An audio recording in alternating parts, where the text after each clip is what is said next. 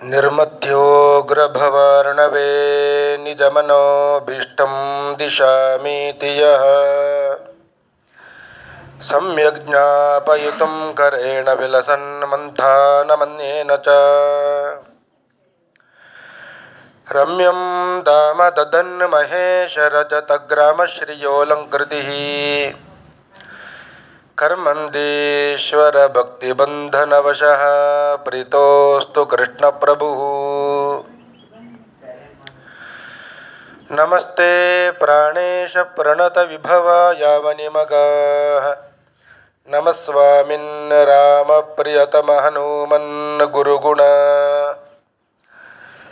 ನಮಸ್ತುಭ್ಯಂ ಭೀಮ ಪ್ರಬಲತಮ ಕೃಷ್ಣೇಷ್ಟ ಭಗವನ್ ನಮಃ ಶ್ರೀಮನ್ಮಧ್ವ ಪ್ರದಿಶ ಸುದೃಶನ್ನೋ ಜಯ ಜಯ.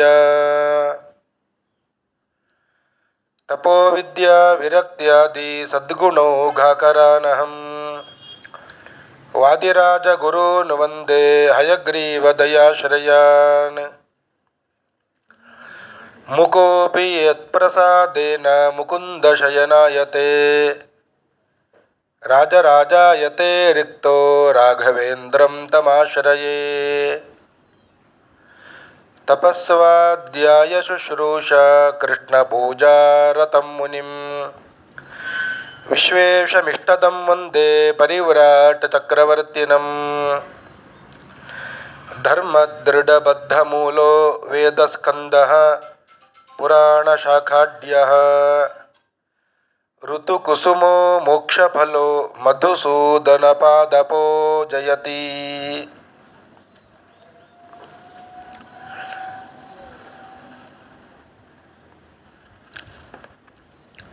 ಗತಿಸಿದ ಜೀವಿ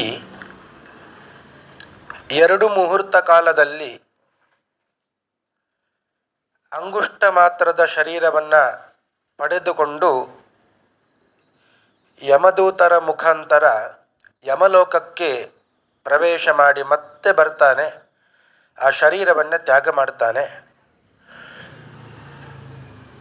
ಕರ್ತೃ 10 ದಿನದಲ್ಲಿ ಮಾಡಿದ ಪಿಂಡ ಪ್ರದಾನದಿಂದ ಮತ್ತೆ ಹಸ್ತ ಮಾತ್ರದಷ್ಟು 1 ಮೊಳದಷ್ಟು ವಿಸ್ತಾರವಾದ ಶರೀರವನ್ನು ಪಡೆದುಕೊಂಡು 13ನೇ ದಿವಸ ಪ್ರಯಾಣ ಬೆಳೆಸಿ 16 ಪಟ್ಟಣಗಳನ್ನು ಪ್ರವೇಶ ಮಾಡಿ ಅಲ್ಲಿಯೂ ಕೂಡ ಪ್ರತಿ ಒಂದು ಮಾಸಿಕದಲ್ಲಿಯೂ ಕೂಡ ಕರ್ತೃವು ಕೊಟ್ಟಂತಹ ಪಿಂಡ ಪ್ರದಾನದಿಂದ ಸುಖವನ್ನು ಅನುಭವಿಸಿ ಯಮಪಟ್ಟಣವನ್ನು ಹೋಗಿ ಸೇರ್ತಾನೆ. ಯಮಪಟ್ಟಣದಲ್ಲಿ ಧರ್ಮಧ್ವಜ ಅಂತ ಒಬ್ಬ ದ್ವಾರಪಾಲಕ, ಅವನು ಚಿತ್ರಗುಪ್ತನಿಗೆ ತಿಳಿಸುತ್ತಾನೆ. ಚಿತ್ರಗುಪ್ತ ತಾನು ಎಲ್ಲವನ್ನು ತಿಳಿದವನಾದರೂ ಕೂಡ ಶ್ರವಣ ದೇವತೆಗಳ ಮತ್ತು ಅವರ ಪತ್ನಿಯರು ಶ್ರವಣಿಗಳು ಅವರ ಮುಖಾಂತರ ಮತ್ತಷ್ಟು ಇವರ ಪಾಪ ಪುಣ್ಯಗಳ ಲೆಕ್ಕವನ್ನೆಲ್ಲ ಮಾಡಿ ಯಮರಾಜನಿಗೆ ಒಪ್ಪಿಸ್ತಾರೆ. ಯಮ ಆದೇಶ ಮಾಡ್ತಾನೆ, ಅವರವರ ಪಾಪಕ್ಕೆ ಸರಿಯಾಗಿ ಶಿಕ್ಷೆಯನ್ನು ಕೊಡಬೇಕು, ನರಕಾದಿಗಳನ್ನೆಲ್ಲ ತೋರಿಸಬೇಕು ಅಂತ. ಹಾಗೆಯೇ ಅವರಿಗೆಲ್ಲ ಶಿಕ್ಷೆ ಆಗ್ತದೆ. ಒಟ್ಟು 84 ಲಕ್ಷ ನರಕಗಳು ಇದ್ದರೂ ಅದರಲ್ಲಿ ಪ್ರಧಾನವಾದ ನರಕಗಳು 21 ಅಂತ ತಿಳಿಸಿದ್ದರು. ಈ ಎಲ್ಲ ನರಕಗಳಿಗಿಂತಲೂ ಕೂಡ ದೊಡ್ಡ ಒಂದು ನರಕ ಯಾವುದು ಅಂದರೆ ಅದು ವೈತರಣಿ ನದಿ. ಆ ನದಿಯನ್ನು ದಾಟುವುದೇ ಬಹಳ ಕಷ್ಟ. ಗರುಡ ಕೇಳುತ್ತಾನೆ, ಈ ನದಿಯನ್ನು ದಾಟಬೇಕು ಅಂದರೆ ಬಹಳ ಕಷ್ಟ ಇದೆ, ಈ ನದಿಯಲ್ಲಿ ಬೀಳುವವರು ಯಾರು? ಎಂತಹ ಪಾಪವನ್ನು ಮಾಡುವವರು ಈ ನದಿಯಲ್ಲಿ ಬೀಳುತ್ತಾರೆ? ಇದೆಲ್ಲವನ್ನು ತಿಳಿಸಿಕೊಡಬೇಕು. ಕೈಹಿ ಗಚ್ಚಂತಿ ಮಹಾಮಾರ್ಗೆ ವೈತರಣ್ಯಾಂ ಪತಂತಿಕೆ ಕೈಹಿ ಪಾಪೈಹಿ ನರಕೆ ಯಾಂತಿ ತನ್ಮೇ ಕಥಯ ಕೇಶವ. ಯಾರು ಯಾವ ಯಾವ ನರಕಕ್ಕೆ ಬೀಳುತ್ತಾರೆ ಮತ್ತು ವೈತರಣಿ ನದಿಯಲ್ಲಿ ಬೀಳುವವರು ಯಾರು?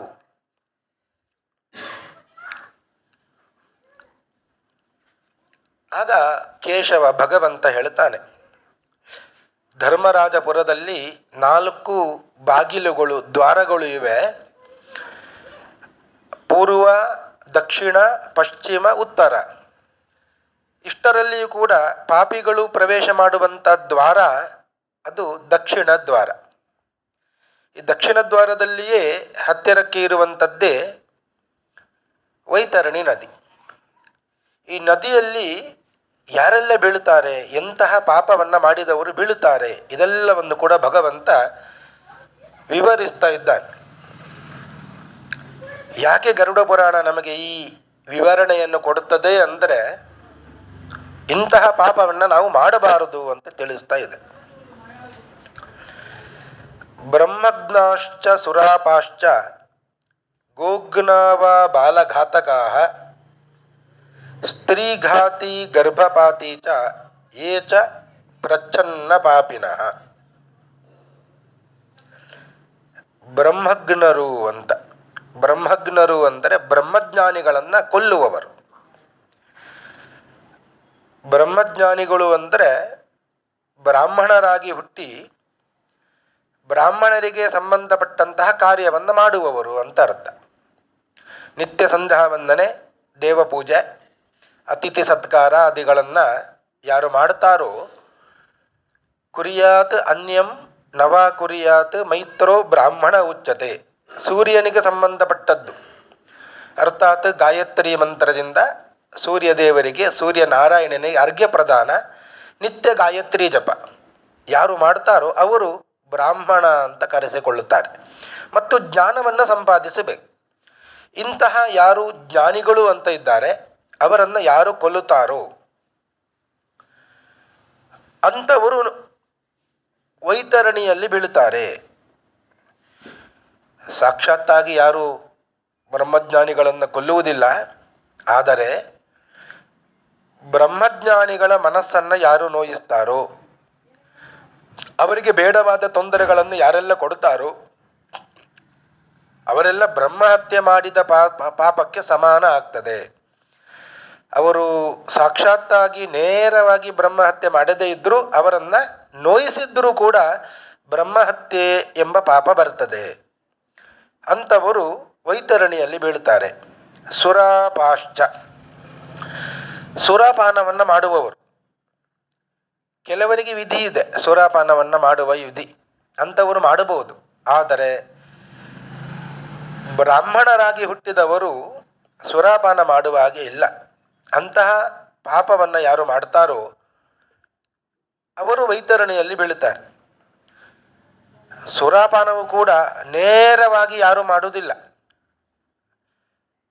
ಆದರೆ ಶಾಸ್ತ್ರ ಹೇಳುತ್ತದೆ, ಉತ್ತಾಯ ವಾಮಹಸ್ತೇನ ಯಸ್ತೋಯಂ ಪಿಬತಿ ದ್ವಿಜಃ ಸುರಾಪೀಚ ಸ ವಿಜ್ಞೇಯ ಸರ್ವಧರ್ಮ ಬಹಿಷ್ಕೃತ. ನಿಂತುಕೊಂಡು ಎಡಗೈಯಿಂದ ಯಾರು ನೀರನ್ನು ಕುಡಿತಾರೋ ಅದು ಸುರಾಪಾನಕ್ಕೆ ಸಮ ಅಂತ. ಅಂಥವರು ಸರ್ವಧರ್ಮ ಬಹಿಷ್ಕೃತ, ಎಲ್ಲ ಧರ್ಮದಿಂದ ಬಹಿಷ್ಕೃತರಾಗಿ ಬಿಡ್ತಾರೆ. ಈ ರೀತಿಯಾಗಿ ಸುರಾಪಾನವನ್ನು ಮಾಡುವವರು ವೈತರಣಿಯಲ್ಲಿ ಬೀಳುತ್ತಾರೆ. ಗೋಘ್ನ, ಗೋ ಹತ್ಯೆ ಮಾಡುವವರು, ಇದನ್ನು ಕೂಡ ನೇರವಾಗಿ ಮಾಡಬೇಕಾಗಿಲ್ಲ. ಮನೆ ಮುಂದೆಯೇ ಹಸುಗಳು ಬಂದು ನಿಂತಿರ್ತವೆ, ಏನೂ 1-2 ಗಿಡಗಳನ್ನು ನಟ್ಟಿರುತ್ತೇವೆ, ಅದನ್ನು ಅದು ತಿಂದುತ್ತದೆ. ಕೋಲು ಹಿಡಿಕೊಂಡು ಅದನ್ನು ಹೊಡೆದು ಓಡಿಸಿ ಬಿಡುತ್ತೇವೆ ನಾವು. ಈ ರೀತಿಯಾಗಿ ಮಾಡಿದ್ರು, ಅದು ತಿನ್ನುತ್ತಾ ಇರುವಾಗ ಅದನ್ನು ಓಡಿಸಿದ್ರು ಅದು ಗೋಹತ್ಯೆಗೆ ಸಮಾನವಾದ ಪಾಪ ಅಂತ. ಅಂಥವರು ಕೂಡ ವೈತರಣಿಯಲ್ಲಿ ಬೀಳ್ತಾರೆ. ಬಾಲಘಾತಕಾಹ, ಬಾಲರನ್ನು, ಶಿಶುಗಳನ್ನು ಹತ್ಯೆ ಮಾಡುವವರು. ಇದು ಕೂಡ ಹಾಗೆ, ಶಿಶುಗಳ ಮನಸ್ಸನ್ನು ನೋಯಿಸಿದ್ರೂ ಸಾಕುವಂತೆ ಹತ್ಯೆ ಮಾಡಿದ ದೋಷ. ಸ್ತ್ರೀಘಾತಿ, ಸ್ತ್ರೀಘಾತಿ ಅಂದರೆ ಸ್ತ್ರೀಯರನ್ನು ಕೊಲ್ಲುವಂಥದ್ದು. ಸ್ತ್ರೀಯರನ್ನು ಕೊಲ್ಲುವುದು ಕೂಡ ನೇರವಾಗಿ ಕೊಲ್ಲಬೇಕಾಗಿಲ್ಲ, ಸ್ತ್ರೀಯರ ಕಣ್ಣಿನಲ್ಲಿ ನೀರನ್ನು ಸೋರಿಸಿದರೆ ಸಾಕುವಂತೆ. ದೊಡ್ಡ ಪಾಪ ಅದು, ಸ್ತ್ರೀ ಹತ್ಯೆ ಮಾಡಿದಷ್ಟೇ ದೊಡ್ಡ ಪಾಪ. ಅಂತಹ ಸ್ತ್ರೀ ಹತ್ಯೆ ಮಾಡಿದ ಪಾಪ ಯಾರು ಮಾಡಿರುತ್ತಾರೋ ಅವರೆಲ್ಲ ವೈತರಣಿಯಲ್ಲಿ ಬೀಳುತ್ತಾರೆ. ಗರ್ಭಪಾತೀಚ, ಗರ್ಭಪಾತವನ್ನು ಮಾಡುವವರು. ಪ್ರಚ್ಛನ್ನ ಪಾಪಿನಃ, ಗುಟ್ಟಾಗಿ ಕೆಲವೊಂದು ಪಾಪಕರ್ಮಗಳನ್ನು ಮಾಡುವವರೆಲ್ಲ ವೈತರಣಿಯಲ್ಲಿ ಬೀಳ್ತಾರೆ. ಯೇ ಹರಂತಿ ಗುರೋಹ ದ್ರವ್ಯಂ, ತುಂಬ ದೊಡ್ಡ ಪಟ್ಟಿಯನ್ನೇ ಕೊಡ್ತಾ ಇದ್ದಾರೆ. ಈ ಪಟ್ಟಿಯನ್ನು ನಾವು ಓದುವುದರಿಂದ ಕೇಳುವುದರಿಂದ ಇಂತಹ ಪಾಪವನ್ನು ನಾವು ಮಾಡಬಾರದು ಅಂತ ನಾವು ಅಂದುಕೊಳ್ಳಬೇಕು. ಏ ಹರಂತಿ ಗುರೋರ್ ದ್ರವ್ಯಂ, ಗುರುಗಳ ದ್ರವ್ಯವನ್ನು ಅಪಹರಣ ಮಾಡುವುದು. ದೇವದ್ರವ್ಯಂ ದ್ವಿಜಸ್ಯವ, ದೇವರ ಸ್ವತ್ತು ದೇವಸ್ವ ಅಂತ ಹೇಳ್ತೇವೆ. ಇನ್ನೊಂದು ಬ್ರಾಹ್ಮಣರ ಸ್ವತ್ತು ಬ್ರಹ್ಮಸ್ವ ಅಂತ ಹೇಳ್ತೇವೆ. ದೇವರಿಗೆ ಯಾರೋ ಒಪ್ಪಿಸಿ ಹೋಗಿ ಇರುತ್ತಾರೆ, ಇದು ದೇವರಿಗೆ ಇರಲಿ ಅಂತ, ಅದನ್ನು ನಾವೇ ತೆಗೆದುಕೊಂಡು ಬಿಡುವಂಥದ್ದು. ಇನ್ನು ಬ್ರಾಹ್ಮಣರಿಗೆ ಅಂತ ಇಟ್ಟಿರ್ತೇವೆ, ಇದು ಅವರಿಗೆ ಕೊಡಬೇಕು ಅಂತ. ಅವರು ಬಂದಿಲ್ಲ ಅಂತ ಹೇಳಿ ನಾವೇ ಅದನ್ನು ಉಪಯೋಗ ಮಾಡಿಬಿಡ್ತೇವೆ. ಇದು ದೇವಸ್ವ ಮತ್ತು ಬ್ರಹ್ಮಸ್ವ. ಅಂಥದ್ದು ಯಾರು ಪಾಪ ಮಾಡ್ತಾರೆ ಅವರು ವೈತರಣಿಯಲ್ಲಿ ಬೀಳ್ತಾರೆ. ಸ್ತ್ರೀ ದ್ರವ್ಯ ಹಾರಿಣ, ಸ್ತ್ರೀಯರ ದ್ರವ್ಯವನ್ನ ಅಪಹರಣ ಮಾಡುವುದು. ಈಗೆಲ್ಲ ಕಾಲದಲ್ಲಿ ಯಾರು ಮಾಡುವುದಿಲ್ಲ. ಯಾಕೆ ಅಂದರೆ ಎಲ್ಲರೂ ಕೂಡ ಸಂಪಾದಿಸುವವರೇ, ಸ್ತ್ರೀಯರು ಪುರುಷರು. ಆದರೆ ಪುರುಷರು ಸ್ತ್ರೀಯರು ಹೇಗೆ ಸಂಪಾದಿಸ್ತಾರೆ, ಅದರಿಂದ ನಾನು ಮನೆಯಲ್ಲೇ ಕೂಡುತ್ತೇನೆ ಅಂತ ಹೇಳಿ ಸ್ತ್ರೀಯರ ದ್ರವ್ಯದಿಂದಲೇ ಯಾರಾದರೂ ಜೀವನ ಮಾಡುವುದಿದ್ರೆ ಅಂಥದ್ದು ಸ್ತ್ರೀ ದ್ರವ್ಯ ಅಪಹರಣ ಅಂತ ಆಗ್ತದೆ. ಅಂತಹ ಪಾಪವನ್ನು ಮಾಡುವವರು ಬಾಲ ದ್ರವ್ಯ ಹರಾಶ್ಚಯೇ, ಶಿಶುಗಳು ಬಾಲಕರು ಅವರ ದ್ರವ್ಯವನ್ನು ಅಪಹರಣ ಮಾಡೋದು. ಯಾರೋ ಬಂದವರು ಶಿಶುಗಳಿಗೆ ಅಂತ ಏನೋ ಕೊಟ್ಟಿರುತ್ತಾರೆ ಬಾಲಕರಿಗೆ ಅಂತ, ಅದನ್ನು ಹಿರಿಯರು ತೆಗೆದುಕೊಂಡು ಬಿಡ್ತಾರೆ. ಯಾಕೆ ಅಂದರೆ ಇಷ್ಟು ಬೇಗ ನಿನಗೆ ಬೇಡ ಅದು ಅಂತ ಅದನ್ನು ತಾವೇ ಇಟ್ಟುಕೊಂಡು ಬಿಡ್ತಾರೆ, ಮತ್ತೆ ಅದು ಶಿಶುಗಳಿಗೆ ಕೊಡುವುದಿಲ್ಲ. ಹೀಗೆ ಬಾಲ ದ್ರವ್ಯವನ್ನು ಅಪಹರಣ ಮಾಡಿದವರು. ಏ ಋಣಂ ನ ಪ್ರಯಚ್ಛಂತಿ, ಸಾಲ ಮಾಡಿರುತ್ತಾರೆ, ಸಾಲವನ್ನು ವಾಪಸ್ಸು ತೀರಿಸುವುದಿಲ್ಲ ಇಂಥವರು. ಏ ವೈ ನ್ಯಾಸಾಪಹಾರಕಾಹ, ಯಾರು ಇಷ್ಟು ದುಡ್ಡು ಇರಲಿ ನಿಮ್ಮಲ್ಲಿ ಅಂತ ಹೇಳಿ ಇಟ್ಟು ಹೋಗಿರ್ತಾರೆ, ನ್ಯಾಸವನ್ನು ಮಾಡಿ ಹೋಗಿರ್ತಾರೆ, ಅದನ್ನು ಮತ್ತೆ ವಾಪಸ್ಸು ಅವರು ಬಂದು ಕೇಳಿದ್ರು ಕೊಡುವುದಿಲ್ಲ ಇಂಥವರು. ವಿಶ್ವಾಸಘಾತಕ ಏಚ, ಬಹಳ ವಿಶ್ವಾಸದಿಂದ ಇರುತ್ತೇವೆ, ಒಮ್ಮೊಮ್ಮೆ ಆ ವಿಶ್ವಾಸವನ್ನೇ ಕೆಡವಿ ಬಿಡ್ತೇವೆ ಅಂಥವರು. ಸವಿಷಾನ್ನೇನ ಮಾರಕಾಹ, ಬಹಳ ಮಿತ್ರರಾಗಿ ಇರುತ್ತೇವೆ, ಏನೋ ಒಂದು ಘಟನೆ ನಡೀತು, ವಿಷವನ್ನೇ ಅವರಿಗೆ ಉಣಿಸಿ ಬಿಡ್ತೇವೆ. ಇಂಥದ್ದು ಪಾಪ ಮಾಡಿದ್ದಾರೆ, ವೈತರಣಿಯಲ್ಲಿ ಬೀಳಬೇಕಾಗ್ತದೆ. ದೋಷಗ್ರಾಹಿ, ದೋಷವನ್ನೇ ಗ್ರಹಣೆ ಮಾಡುವುದು. ಬಹಳಷ್ಟು ಗುಣಗಳು ಇರುತ್ತದೆ, ಯಾವುದೋ ಒಂದು ತಪ್ಪು ಮಾಡಿರುತ್ತಾನೆ, ಆ ತಪ್ಪನ್ನು ಇಟ್ಟುಕೊಂಡೇ ಅವನಿಗೆ ಹೊಡೆಯುವುದ ಅಥವಾ ಏನೋ ಅವನಿಗೆ ಹೇಳುವುದೋ ಇದನ್ನೆಲ್ಲ ಮಾಡುತ್ತೇವೆ. ಬರೀ ದೋಷವನ್ನು ಮಾತ್ರ ಗ್ರಹಣ ಮಾಡುವವರು. ಗುಣ ಅಷ್ಟಾಗಿ, ಬೇಕಾದಷ್ಟು ಗುಣಗಳು ಇರುತ್ತವೆ, ಅದನ್ನು ಒಂದೂ ಹೇಳುವುದಿಲ್ಲ. ಊಟಕ್ಕೆ ಮನೆಯಲ್ಲಿ ಬಡಿಸ್ತಾ ಇರುತ್ತಾರೆ, ಅಡಿಗೆ ಬಹಳ ರುಚಿಕರವಾಗಿರುತ್ತದೆ, ಬಹಳ ಶುಚಿಯಾಗಿರುತ್ತದೆ, ರುಚಿಯಾಗಿರುತ್ತದೆ. ಒಂದು ಮಾತು ಬಾಯಿಂದ ಬರಬೇಕು, ಬಹಳ ಒಳ್ಳೆಯದಾಗಿದೆ ಅಂತ. ಆದರೆ ಗುಣ ಹೇಳಲಿಕ್ಕೆ ಮನಸ್ಸೇ ಬರುವುದಿಲ್ಲ ಕೆಲವರಿಗೆ. ಅಂಥದ್ದು ಗುಣ ಅಷ್ಟಾಗಿ, ಗುಣವನ್ನು ಹೇಳುವ ಮನಸ್ಸಿಲ್ಲದವರು ವೈತರಣಿಯಲ್ಲಿ ಬೀಳುತ್ತಾರೆ.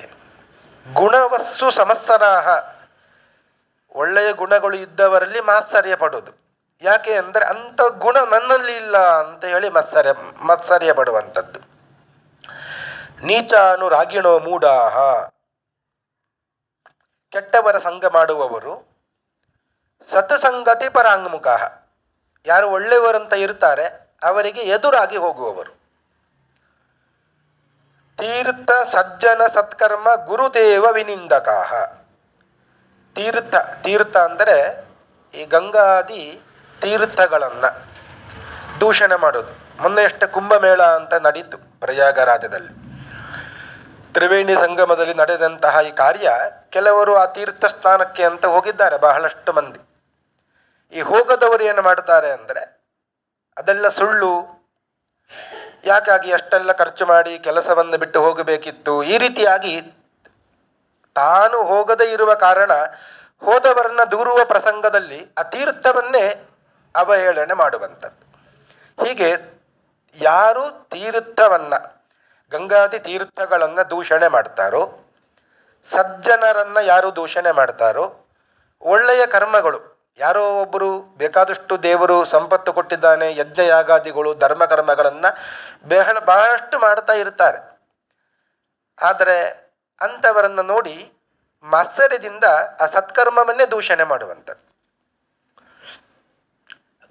ದೇವತೆಗಳನ್ನು ಮತ್ತು ಗುರುಗಳನ್ನು ದೂಷಣೆ ಮಾಡುವವರು ವಿನಿಂದಕಾಹ.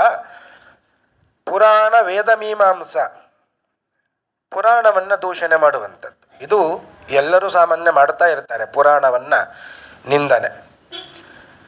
ಮನೆಯಲ್ಲಿ ದೊಡ್ಡ ಗಲಾಟೆ ನಡೀತಾ ಇದೆ ಅಂದರೆ ಅಲ್ಲಿ ದೊಡ್ಡ ಮಹಾಭಾರತ ನಡೀತಾ ಇದೆ ಅಂತ ಹೇಳ್ತಾರೆ.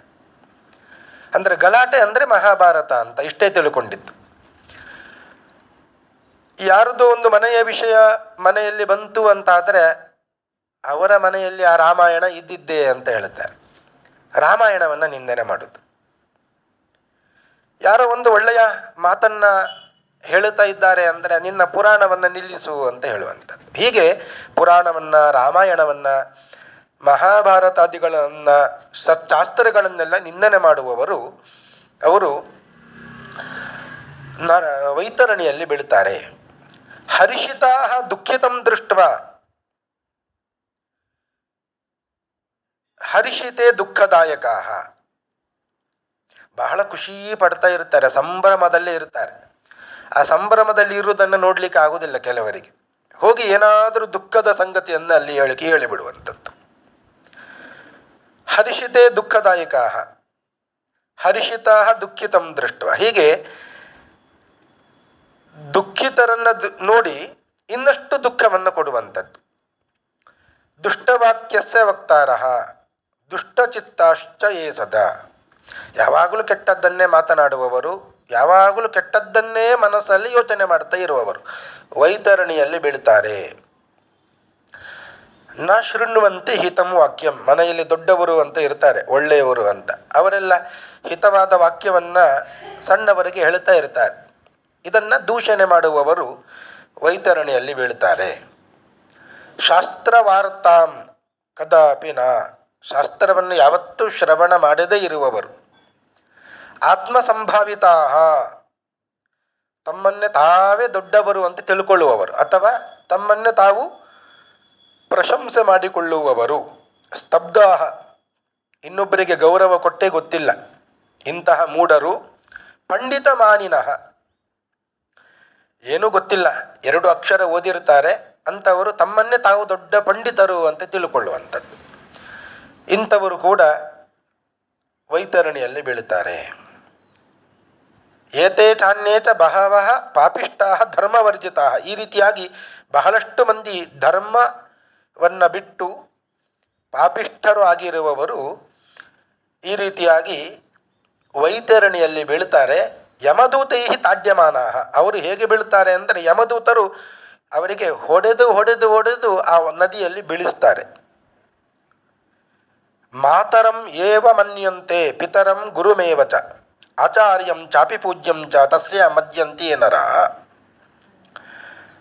ತಾಯಿಯನ್ನು ಅವಮಾನ ಮಾಡುವವರು.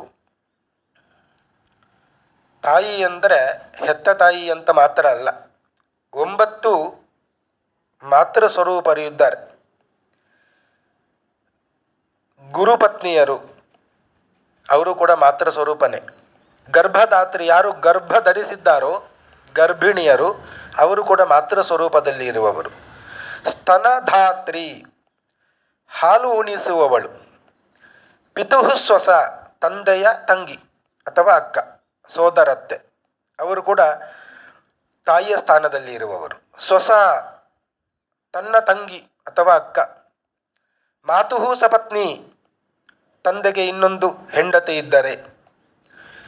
ಪುತ್ರ ಭಾರ್ಯ, ಮಗನ ಹೆಂಡತಿ ಅಂದರೆ ಸೊಸೆ, ಅವಳು ಕೂಡ ತಾಯಿಗೆ ಸಮಾನ ಅಂತ. ಯಾಕೆ ಅಂದರೆ ವಂಶಾಭಿವೃದ್ಧಿಯನ್ನು ಅವಳು ಮಾಡ್ತಾಳೆ, ಆದ್ದರಿಂದ ಅವಳು ತಾಯಿಯ ಸ್ವರೂಪ. ಅನ್ನದಾಯಿಕ, ಅನ್ನವನ್ನು ಉಣಿಸುವವಳು. ಇವರು ಎಲ್ಲರೂ ಕೂಡ ಮಾತೃ ಸ್ವರೂಪದಲ್ಲಿ ಇದ್ದವರು. ಇವರನ್ನು ಅವಮಾನ ಮಾಡಬಾರದು. ಮಾತರಂ ಏವ ಮನ್ಯಂತೆ ಪಿತರಂ ಗುರುಮೇವಚ. ತಂದೆಯನ್ನ ಅವಮಾನ ಮಾಡುವವರು, ಗುರುಗಳನ್ನ ಅವಮಾನ ಮಾಡುವವರು. ಆಚಾರ್ಯಂ ಚಾಪಿ ಪೂಜ್ಯಂ ಚ. ಆಚಾರ್ಯರು ಅಂದರೆ ಯಾರು ಉಪನಯನ ಮಾಡಿಸಿರ್ತಾರೆ ಅವರು ಆಚಾರ್ಯರು. ನಂತರದಲ್ಲಿ ವೇದ ಪಾಠವನ್ನು ಯಾರು ಮಾಡಿರ್ತಾರೆ ಅವರು ಉಪಾಧ್ಯಾಯರು ಅಂತ. ಹೀಗೆ ಆಚಾರ್ಯರನ್ನ ಉಪಾಧ್ಯಾಯರನ್ನೆಲ್ಲ ಯಾರು ಅವಮಾನಿಸ್ತಾರೋ ಅವರೆಲ್ಲ ವೈತರಣಿಯಲ್ಲಿ ಬೀಳ್ತಾರೆ. ಪತಿವ್ರತಾಂ ಸಾಧುಶೀಲಾಂ ಕುಲೀನಾಂ ವಿನಯಾನ್ವಿತಾಂ ಸ್ತ್ರಿಯಂ ತ್ಯಜಂತಿಯೇ ದ್ವೇಷಾತ್ ವೈತರಣ್ಯಾಂ ಪತಂತಿತೆ.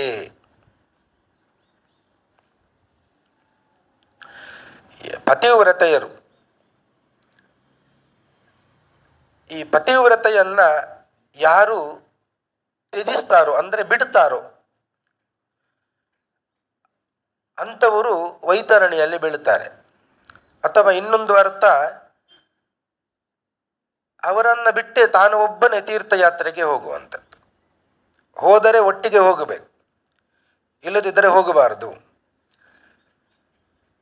ಕೃಕಲ ಅಂತ ಒಬ್ಬ ಇದ್ದ ಅಂತೆ. ಅವನ ಪತ್ನಿ ಸುಕಲೆ ಅಂತ.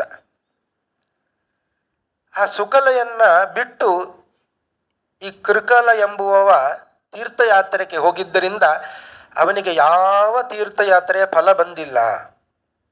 ಮಹಾಭಾರತದಲ್ಲಿ ಬರುತ್ತದೆ ಇದು. ಆದ್ದರಿಂದ ಭಾರ್ಯೆಗೆ ಪತ್ನಿಗೆ ಸಮಾನವಾದಂತಹ ವಸ್ತು ಬೇರೆ ಯಾವುದೂ ಇಲ್ಲ. ಪತ್ನಿಗೆ ಸರಿಯಾದಂತಹ ಸುಖ ಸಾಧನ ವಸ್ತು ಕೂಡ ಯಾವುದೂ ಇಲ್ಲ. ದುಃಖದಿಂದ ಪಾರಾಗಲಿಕ್ಕೆ ಮತ್ತು ಸುಖ ಪಡೆಯಲಿಕ್ಕೆ ಇರುವಂತಹ ದೊಡ್ಡ ಒಂದು ಸಾಧನೆ ಅಂದರೆ ಅದು ಪತ್ನಿ. ನಾಸ್ತಿ ಭಾರ್ಯ ಸಮಂ ಪುಣ್ಯಂ ತಾರಣಾಯ ಹಿತಾಯ ಚ. ಅಂತಹ ಪತ್ನಿಯನ್ನು ಬಿಟ್ಟು ಯಾವ ಕಾರ್ಯವನ್ನು ಕೂಡ ಮಾಡುವ ಹಾಗೆ ಇಲ್ಲ.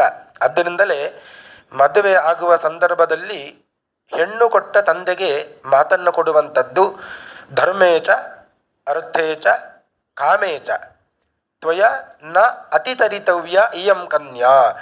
ಇದು ಕನ್ಯಾದಾನ ಮಾಡುವ ತಂದೆ ಹೇಳುವ ಮಾತು ವರನಿಗೆ. ಇವಳನ್ನು ಧರ್ಮಕರ್ಮದಲ್ಲಿ, ಅರ್ಥದಲ್ಲಿ, ಕಾಮದಲ್ಲಿ ಬಿಟ್ಟು ಇರುವ ಹಾಗೆ ಇಲ್ಲ ಅಂತ. ಆಗ ತುಂಬಿದ ಸಭೆಯಲ್ಲಿ ಅವ ಹೇಳುವ ಮಾತು ನ ಅತಿಚರಾಮಿ, ನೀನು ಹೇಳಿದ ಹಾಗೆ ಮಾಡುತ್ತೇನೆ, ಇದರಲ್ಲಿ ಯಾವುದೂ ವ್ಯತ್ಯಾಸ ಮಾಡುವುದಿಲ್ಲ ಅಂತ. ಇಷ್ಟೆಲ್ಲ ಪ್ರತಿಜ್ಞೆ ಮಾಡಿ ಧರ್ಮಕರ್ಮವನ್ನು ಮಾಡುವಾಗ ಅವಳನ್ನು ಬಿಟ್ಟರೆ ಅಂಥವ ವೈತರಣಿಯಲ್ಲಿ ಬೀಳ್ತಾನೆ. ಕುಲೀನಾಂ ವಿನಯಾನ್ವಿತಾಂ ಸ್ತ್ರೀಯಂ ತ್ಯಜಂತಿಯೇ ದ್ವೇಷಾತ್ ವೈತರಣ್ಯಾಂ ಪತಂತಿತೆ. ಸತಾಂ ಗುಣಸಹಸ್ರೇಷು ದೋಷಾನ್ ಆರೋಪಯಂತಿಯೇ ತೇಷು ಅವಜ್ಞಾಂ ಚ ಕುರುವಂತಿ ವೈತರಣ್ಯಾಂ ಪತಂತಿತೆ. ಕೆಲವೊಬ್ಬರು ಸತ್ಪುರುಷರು ಅಂತ ಇರ್ತಾರೆ, ಒಳ್ಳೆಯವರು, ಬೇಕಾದಷ್ಟು ಗುಣಗಳು ಇರುತ್ತವೆ ಅವರಲ್ಲಿ. ಆದರೆ ಅಷ್ಟು ಗುಣಗಳು ಇದ್ದರೂ ಕೂಡ ಅವರಲ್ಲಿ ದೋಷ ಆರೋಪಣೆ ಮಾಡುವಂಥದ್ದು. ಹೀಗೆ ಯಾರು ಮಾಡ್ತಾರೋ ಅವರು ವೈತರಣಿಯಲ್ಲಿ ಬೀಳ್ತಾರೆ. ಬ್ರಾಹ್ಮಣಾಯ ಪ್ರತಿಶ್ರುತ್ಯ ಯಥಾರ್ಥಂ ನ ದದಾತಿ ಯಃ ಆಹೂಯ ನಾಸ್ತಿ ಯೋ ಬ್ರೂಯಾತ್ ತಯೋ ವಾಸಶ್ಚ ಸಂತತಂ. ಬ್ರಾಹ್ಮಣರನ್ನು ಕರಿತೇವೆ, ಎಲ್ಲೋ ಹೋಗ್ತಾ ಇರ್ತಾರೆ, ದಾರಿಯಲ್ಲಿಯೋ ಎಲ್ಲಿಯೋ, ಇದ್ದಕ್ಕಿದ್ದಕ್ಕೆ ಮನಸ್ಸಾಗಿ ಬಿಡ್ತದೆ, ಓ ಈ ಬ್ರಾಹ್ಮಣರನ್ನು ಕರೆಯೋಣ ದಾನಕ್ಕೆ ಅಂತ. ಅವರು ಹೇಳುತ್ತಾರೆ, ಇಲ್ಲ ಇವತ್ತು ಆಗುವುದಿಲ್ಲ. ಸರಿ, ಹಾಗಾದರೆ ಯಾವಾಗ ಸಮಯ ಇದೆ ಬನ್ನಿ ಅಂತ ಹೇಳಿ ಅವರು ಹೇಳುತ್ತಾರೆ, ನಾಳೆ ಬರ್ತೇವೆ ಅಂತ. ಪಾಪ ಅವರು ದಾನ ಕೊಡುತ್ತಾರೆ ಅಂತ ಮನೆಗೆ ಬಂದಿರುತ್ತಾರೆ. ಇಷ್ಟೆಲ್ಲ ಕರೆದು ಅವರು ಮನೆಗೆ ಬಂದಾಗ ಅವರಿಗೆ ಏನು ಕೊಡದೆ ಹಾಗೆ ಕಳಿಸಿ ಬಿಡುತ್ತಾರೆ. ಯಾರು ಈ ರೀತಿಯಾಗಿ ಮಾಡ್ತಾರೋ ಅವರು ತಯೋ ವಾಸಶ್ಚ ಸಂತತಂ, ಅವರ ವಾಸ ಯಾವಾಗಲೂ ವೈತರಣಿಯಲ್ಲೇ ಇದ್ದು ಬಿಡ್ತದೆ ಅಂತ. ಮಾತ್ರವಲ್ಲ, ಬ್ರಾಹ್ಮಣರಿಗೆ ದಾನ ಕೊಡುತ್ತೇನೆ ಅಂತ ಹೇಳಿ ಕರೆದು ಅವರಿಗೆ ಕೊಡದೇ ಇದ್ದವರು ನರಿಯಾಗಿ ಹುಟ್ಟುತ್ತಾರೆ ಅಂತ. ಮಹಾಭಾರತದಲ್ಲಿ ಒಂದು ಕಥೆ ಬರುತ್ತದೆ. ಇಬ್ಬರು ಪರಸ್ಪರ ಮಿತ್ರರು ಇದ್ದರು. ಒಂದು ನರಿ, ಇನ್ನೊಂದು ಕಪಿ, ಕೋತಿ. ಇಬ್ಬರು ಕೂಡ ಸ್ಮಶಾನದಲ್ಲಿ ಇದ್ದರು ಅಂತೆ. ಸ್ಮಶಾನದಲ್ಲಿ ಈ ನರಿ ಹಳಸಿದ ಶವದ ಮಾಂಸವನ್ನು ತಿನ್ನುತ್ತಾ ಇತ್ತು. ಕೋತಿ ಕೇಳಿತು, ಯಾಕೆ ಈ ಮಾಂಸವನ್ನು ತಿನ್ನುತ್ತಾ ಇದ್ದಿ ಅಂತ. ಆ ನರಿ ಹೇಳುತ್ತದೆ, ನಾನು ಹಿಂದಿನ ಜನ್ಮದಲ್ಲಿ ಬ್ರಾಹ್ಮಣನನ್ನ ದಾನ ಕೊಡುತ್ತೇನೆ ಅಂತ ಕರೆದು ಅವರಿಗೆ ಕೊಟ್ಟಿಲ್ಲ, ಆದ್ದರಿಂದ ಈ ರೀತಿಯಾಗಿ ನರಿಯಾಗಿ ಈ ಕೊಳೆತ ಶವದ ಮಾಂಸವನ್ನು ನಾನು ತಿಂತಾ ಇದ್ದೇನೆ. ಆದ್ದರಿಂದಲೇ ನನಗೆ ಈ ಸ್ಥಿತಿ ಉಂಟಾಗಿದೆ ಅಂತ ನರಿ ಹೇಳುತ್ತದೆ. ಬ್ರಾಹ್ಮಣಸ್ಯ ಪ್ರತಿಶ್ರುತ್ಯ ನ ಮಯ ತದ್ ಉಪಾಹೃತಂ ತತ್ಕೃತೆ ಪಾಪಕೀಂ ಯೋನಿಂ ಆಪನ್ನೋಸ್ಮಿ ಪ್ಲವಂಗಮ ತಸ್ಮಾತ್ ಏವಂ ವಿಧಂ ಭಕ್ಷ್ಯಂ ಭಕ್ಷಯಾಮಿ ಬುಭುಕ್ಷಿತಃ. ಮಹಾಭಾರತದ ಅನುಶಾಸನ ಪರ್ವದಲ್ಲಿ ಬರ್ತದೆ ಈ ವಿಷಯ. ಆದ್ದರಿಂದ ಯಾರೂ ಕೂಡ ದಾನ ಕೊಡ್ತೇನೆ ಅಂತ ಕರಿಬಾರದು. ದಾನ ಕೊಡ್ತೇನೆ ಅಂತ ಆಸೆ ಹುಟ್ಟಿಸಿ ಕರೆದ್ರೆ ಖಂಡಿತವಾಗಿ ಏನೂ ಕೊಡದೆ ಅವರನ್ನು ಹಾಗೆ ಕಳಿಸಬಾರದು. ಸ್ವಯಂ ದತ್ತಾಪಹರ್ತಾಚ ದಾನಂ ದತ್ವಾನುತಾಪಕಃ ಪರವೃತ್ತಿ ಹರಶ್ಚೈವ ದಾನೇ ದತ್ತೇ ನಿವಾರಕಃ. ತಾನು ಒಂದು ದ್ರವ್ಯವನ್ನು ಒಬ್ಬ ಬ್ರಾಹ್ಮಣರಿಗೆ ಕೊಡೋದು, ಮನಸ್ಸು ಸ್ವಲ್ಪ ವಿಚಲಿತ ಆಗ್ತದೆ, ಮತ್ತೆ ಅದನ್ನು ವಾಪಸ್ಸು ತೆಗೆದುಕೊಳ್ಳುವಂಥದ್ದು. ಸ್ವಯಂ ದತ್ತ ಅಪಹರತಾಚ, ತಾನೇ ಕೊಡುವುದು, ಮತ್ತೆ ಬೇಕು ಅಂತ ಎನಿಸಿ ಮತ್ತೆ ಕೂಡಲೇ ಅದನ್ನು ವಾಪಸ್ಸು ಪಡೆಯುವಂಥದ್ದು. ಈ ರೀತಿಯಾಗಿ ಮಾಡಿದವ ವೈತರಣಿಯಲ್ಲಿ ಬೀಳುತ್ತಾನೆ. ಈ ಥರ ಪ್ರಸಂಗ ಬರುವುದಿಲ್ಲ ಅಂದರೆ ಬರ್ತದೆ ಅಂತ. ಊಟಕ್ಕೆ ಕುಳಿತುಕೊಂಡಿರುತ್ತಾರೆ, ದಕ್ಷಿಣೆ ಅಂತ ಕೊಡ್ತೇವೆ, ಬಿಸಿ ಬಿಸಿಯಾದ ನೋಟುಗಳು ಇರುತ್ತವೆ ಕೈಯಲ್ಲಿ. ಅಪ್ಪಿತಪ್ಪಿ ಒಂದೋ ಎರಡೋ ಒಂದೊಂದೇ ಕೊಡಬೇಕಾಗಿರುತ್ತದೆ, ಅಪ್ಪಿತಪ್ಪಿ ಎರಡೋ ಮೂರು ಹೋಗಿಬಿಡ್ತದೆ ಒಮ್ಮೆನೆ. ಕೊಟ್ಟ ಆಯಿತು, ಎರಡು ಹೋಗಿದೆ ಅಂತ ಮತ್ತೆ ವಾಪಸ್ಸು ತಗೊಳ್ಳುತ್ತೆ. ಸ್ವಯಂ ದತ್ತ ಅಪಹರ್ತಾತ, ಕೊಟ್ಟ ಮೇಲೆ ಹೋಯಿತು, ಮತ್ತೆ ಅದನ್ನು ವಾಪಸ್ಸು ಪಡಿಬಾರದು. ಆದರೆ ಆಸೆ ಎರಡು ಮೂರು ಹೆಚ್ಚು ಹೋಯ್ತಲ್ಲ ಅಂತ. ಇದು ಊಟದಲ್ಲಿ ಅಂತ ಅಲ್ಲ, ಎಲ್ಲ ಪ್ರಸಂಗದಲ್ಲಿ ಕೂಡ ನಡೀತದೆ. ಅಂತೂ ಒಮ್ಮೆ ಕೊಟ್ಟ ಮೇಲೆ ಅದನ್ನು ವಾಪಸ್ಸು ಪಡಿಬಾರದು. ಸ್ವಯಂ ದತ್ತ ಅಪಹರ್ತಾಚ ದಾನಂ ದತ್ವ ಅನುತಾಪಕಃ. ಇನ್ನು ಕೆಲವರು ದಾನ ಕೊಟ್ಟ ಮೇಲೆ ಚಿಂತೆ ಪಡ್ತಾ ಇರ್ತಾರೆ, ಇಷ್ಟೆಲ್ಲ ಕೊಟ್ಟು ಬಿಟ್ಟಲ್ಲ ಅಂತ. ದೊಡ್ಡ ಒಂದು ಕಾರ್ಯವನ್ನು ಮಾಡಿ ಬರ್ತಾರೆ, ದೊಡ್ಡ ಒಂದು ಯಜ್ಞವೋ ಅಥವಾ ಒಂದು ಅನ್ನದಾನವೋ ಅಥವಾ ದೇವಸ್ಥಾನದಲ್ಲಿ ಒಂದು ದೊಡ್ಡ ಸೇವೆಯೋ ಏನೋ ಒಂದು ಮಾಡಿ ಬಹಳ ಖುಷಿಯಿಂದ ಮನೆಗೆ ಬರ್ತಾರೆ. ಬಂದು ಮನೆಯಲ್ಲಿ ಲೆಕ್ಕ ಹಾಕಿದಾಗ ಸ್ವಲ್ಪ ದುಃಖ ಆಗ್ತದೆ, ಅಯ್ಯೋ ಇಷ್ಟೆಲ್ಲ ಮಾಡಿಬಿಟ್ಟಲ್ಲ ಅಂತ. ಬೇಡ ಇತ್ತು ಇದು. ಈ ರೀತಿಯಾಗಿ ದಾನಂ ದತ್ವ ಅನುತಾಪಕ, ದಾನವನ್ನು ಕೊಟ್ಟ ಮೇಲೆಯೂ ಕೂಡ, ಇಷ್ಟೆಲ್ಲ ಖರ್ಚು ಮಾಡಿದ ಮೇಲೆಯೂ ಕೂಡ ಒಳ್ಳೆದಕ್ಕೆ ಆಯಿತು ಅಂತ ಸಮಾಧಾನ ಪಡಬೇಕು. ಇಷ್ಟೆಲ್ಲ ಖರ್ಚಾಯ್ತಲ್ವೇ ಅಂತ ಕೊರಗಬಾರದು. ಕೊರಗಿದ್ದರೆ ಅಂಥವರು ವೈತರಣಿಯಲ್ಲಿ ಬೀಳ್ತಾರೆ. ಪರವೃತ್ತಿ ಹರಶ್ಚೈವ, ಬೇರೆಯವರ ವೃತ್ತಿಯನ್ನು ಅಪಹರಣ ಮಾಡುದು, ಅದು ಕೂಡ ಜೀವನದಲ್ಲಿ ನಡೀತದೆ ಅಂತೆ. ಏನೋ ಒಂದು ಉದ್ಯೋಗ ಮಾಡ್ತಾ ಇದ್ದಾರೆ, ಆ ಉದ್ಯೋಗ ಅವನಿಗೆ ಸಿಗದ ಹಾಗೆ ಮಾಡುವಂಥದ್ದು, ಅಥವಾ ಆ ಉದ್ಯೋಗ ನಾನು ಮಾಡ್ತೇನೆ ಅಂತ ನನ್ನನ್ನು ಕರೀರಿ ಅಂತ ತಾನೇ ಹೋಗುವಂಥದ್ದು. ಹೀಗೆ ಬೇರೆಯವರ ವೃತ್ತಿಯನ್ನು ಅಪಹರಣ ಮಾಡುವಂಥದ್ದು. ದಾನೇ ದತ್ತೇ ನಿವಾರಕ. ಇನ್ನು ಯಾರೋ ಒಳ್ಳೆ ರೀತಿಯಿಂದ ದಾನ ಧರ್ಮಗಳನ್ನು ಮಾಡ್ತಾ ಇದ್ದಾರೆ, ಆ ಸಮಯದಲ್ಲಿ ಯಾರೋ ಒಬ್ಬ ಮೂರನೆಯವ ಪ್ರವೇಶ ಮಾಡ್ತಾರೆ. ಇಷ್ಟೆಲ್ಲ ಯಾಕೆ ಮಾಡ್ತಾ ಇದ್ದಿ, ಮಾಡಬೇಡ ಅಂತ ಹೇಳ್ತಾನೆ. ಸಂಬಂಧವೇ ಇಲ್ಲ, ಬೇಕಾದಷ್ಟು ದೇವರು ಸಂಪತ್ತು ಕೊಟ್ಟಿದ್ದಾನೆ, ಅವ ಏನೋ ಒಂದು ಧರ್ಮ ಕರ್ಮಗಳನ್ನು ಚೆನ್ನಾಗಿ ಖರ್ಚು ಮಾಡಿಕೊಂಡು ವಿತ್ತಶಾಟ್ಯಂ ನ ಕುರುವೀತ ಅಂತ. ಯಾವುದೇ ಒಂದು ಸಂಪತ್ತಿನ ಆಸೆಗೆ ಲೋಭಕ್ಕೆ ಒಳಗಾಗದೆ ಚೆನ್ನಾಗಿ ಖರ್ಚು ಮಾಡ್ತಾ ಇದ್ದಾನೆ, ಧರ್ಮವನ್ನು ಮಾಡ್ತಾ ಇದ್ದಾನೆ. ಏನು ಸಂಬಂಧ ಇಲ್ಲದವ ಅವ ಬಂದು ತಡಿತಾನೆ ಅಂತ. ಯಾಕೆ ಮಾಡಬೇಕಿದೆಲ್ಲ, ಸಾಕು ಅಂತ. ಅಂಥವ ಯಾರಿದ್ದಾರೆ ಅಲ್ಲ, ದಾನೇ ದತ್ತೇ ನಿವಾರಕ, ದಾನವನ್ನು ಕೊಡುವ ಸಂದರ್ಭದಲ್ಲಿ ತಡೆಯುವವ. ಮನೆಯಲ್ಲೇ ಒಂದು ಸತ್ಯನಾರಾಯಣ ದೇವರ ಪೂಜೆ ನಡೀತಾ ಇದೆ, ಬೇಕಾದಷ್ಟು ಇದ್ದವರು ಅವರು ಸಂಪತ್ತಿಗೆ ಅನುಗುಣವಾಗಿ ಧರ್ಮಕರ್ಮವನ್ನು ಮಾಡಬೇಕು. ಕೊನೆಗೆ ಆಚಾರ್ಯರು ಹೋಗುವಾಗ ಅವರಿಗೆ ಬೇಕಾದಷ್ಟು ದಕ್ಷಿಣೆಯನ್ನು ಕೊಡುತ್ತೇನೆ ಅಂತ ಲೆಕ್ಕ ಮಾಡ್ತಾ ಇದ್ದಾರೆ. ಆಗ ಯಾರೋ ಒಬ್ಬ ಬಂದ, ಎಷ್ಟು ಕೊಡ್ತೀರಿ ಅಂತ ಕೇಳಿದ.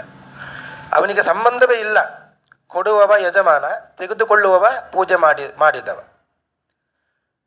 ಯಾರೋ ಒಬ್ಬ ಬಂದ, ಪ್ರವೇಶ ಮಾಡಿದ. ಎಷ್ಟು ಕೊಡ್ತಾ ಇದ್ದೀರಿ? ಇಲ್ಲ, ಇಷ್ಟು ಕೊಡ್ತಾ ಇದ್ದೇನೆ. ಅಷ್ಟು ಕೊಡಬೇಡಿ, ಅಷ್ಟು ಕೊಡಬೇಡಿ ಅಂತ ತಡೆದ. ಹಾಗೆ ತಡೆಯುವವರು ಯಾರಿರ್ತಾರೆ ಅವರು ವೈತರಣಿಯಲ್ಲಿ ಬೀಳುತ್ತಾರೆ. ಯಜ್ಞ ವಿಧ್ವಂಸ ಕಶ್ಚೈವ ಕಥಾಭಂಗ ಕರಶ್ಚಯ. ಇನ್ನು ಯಜ್ಞವನ್ನ ವಿಧ್ವಂಸ ಮಾಡುವವರು, ಯಜ್ಞ ವಿಧ್ವಂಸ, ಯಜ್ಞದ ದ್ರವ್ಯಗಳನ್ನು ಹಾಳು ಮಾಡುವವರು, ಅಥವಾ ದೊಡ್ಡ ಒಂದು ಯಾಗ ನಡೀತಾ ಇದೆ, ಆ ಯಾಗ ನಡೀತಾ ಇರೋದು ಗೊತ್ತಾಗಿ ಇವನಿಗೆ ಮಾತ್ಸರ್ಯ, ಏನು ಕಾರಣ ಸಿಗ್ತದೆ ನೋಡೋಣ ಅಂತ ಕಾಯ್ತಾ ಇರ್ತಾನೆ. ಯಾವುದೋ ಒಂದು ಮೈಲಿಗೆ ಬಂತು, ಅದನ್ನು ಹೋಗಿ ಹೇಳಿಯೇ ಬಿಟ್ಟ ಅಂತ ಆ ಯಾಗ ನಿಂತು ಹೋಯ್ತು. ದಾಸರು ಹೇಳ್ತಾರೆ, ಮತ್ತೆ ಮುಂಜಿ ಮದುವೆಯಲ್ಲಿ ಸತ್ತ ಸುದ್ದಿಯ ಪೇಳಿದೆ ಅಂತ. ಇದು ದೊಡ್ಡ ದೋಷ ಅಂತ. ದೊಡ್ಡ ಒಂದು ಕಾರ್ಯ ನಡೀತಾ ಇರುತ್ತದೆ, ಅದು ನಿಂತರೆ ಮತ್ತೆ ಮತ್ತೆ ನಡೆಯುವುದು ಬಹಳ ಕಷ್ಟ. ಅದು ಮುಂಜಿ ಆಗಬಹುದು, ಮದುವೆ ಆಗಬಹುದು, ಅಥವಾ ದೊಡ್ಡ ಯಾಗಾದಿಗಳು ಆಗಬಹುದು, ಅಥವಾ ಮನೆಯಲ್ಲಿ ಧರ್ಮ ಕರ್ಮಗಳು ಯಾವುದೇ ಆಗಬಹುದು. ಅದನ್ನು ನಿಲ್ಲಿಸಬೇಕು ಅಂತ ಹೇಳಿಯೇ ಕೆಲವರು ಇರ್ತಾರೆ. ಅಂಥವರು ಬಂದು ಏನೋ ಒಂದು ಸುದ್ದಿಯನ್ನು ಹೇಳಿಬಿಡ್ತಾರೆ, ಅದು ನಿಂತು ಹೋಗ್ತದೆ. ಹೀಗೆ ಯಾರು ನಿಲ್ಲಿಸ್ತಾರೆ ಅದು ದೊಡ್ಡ ಪಾಪ ಅಂತ. ಅಂಥವರು ವೈತರಣಿಯಲ್ಲಿ ಬೀಳ್ತಾರೆ.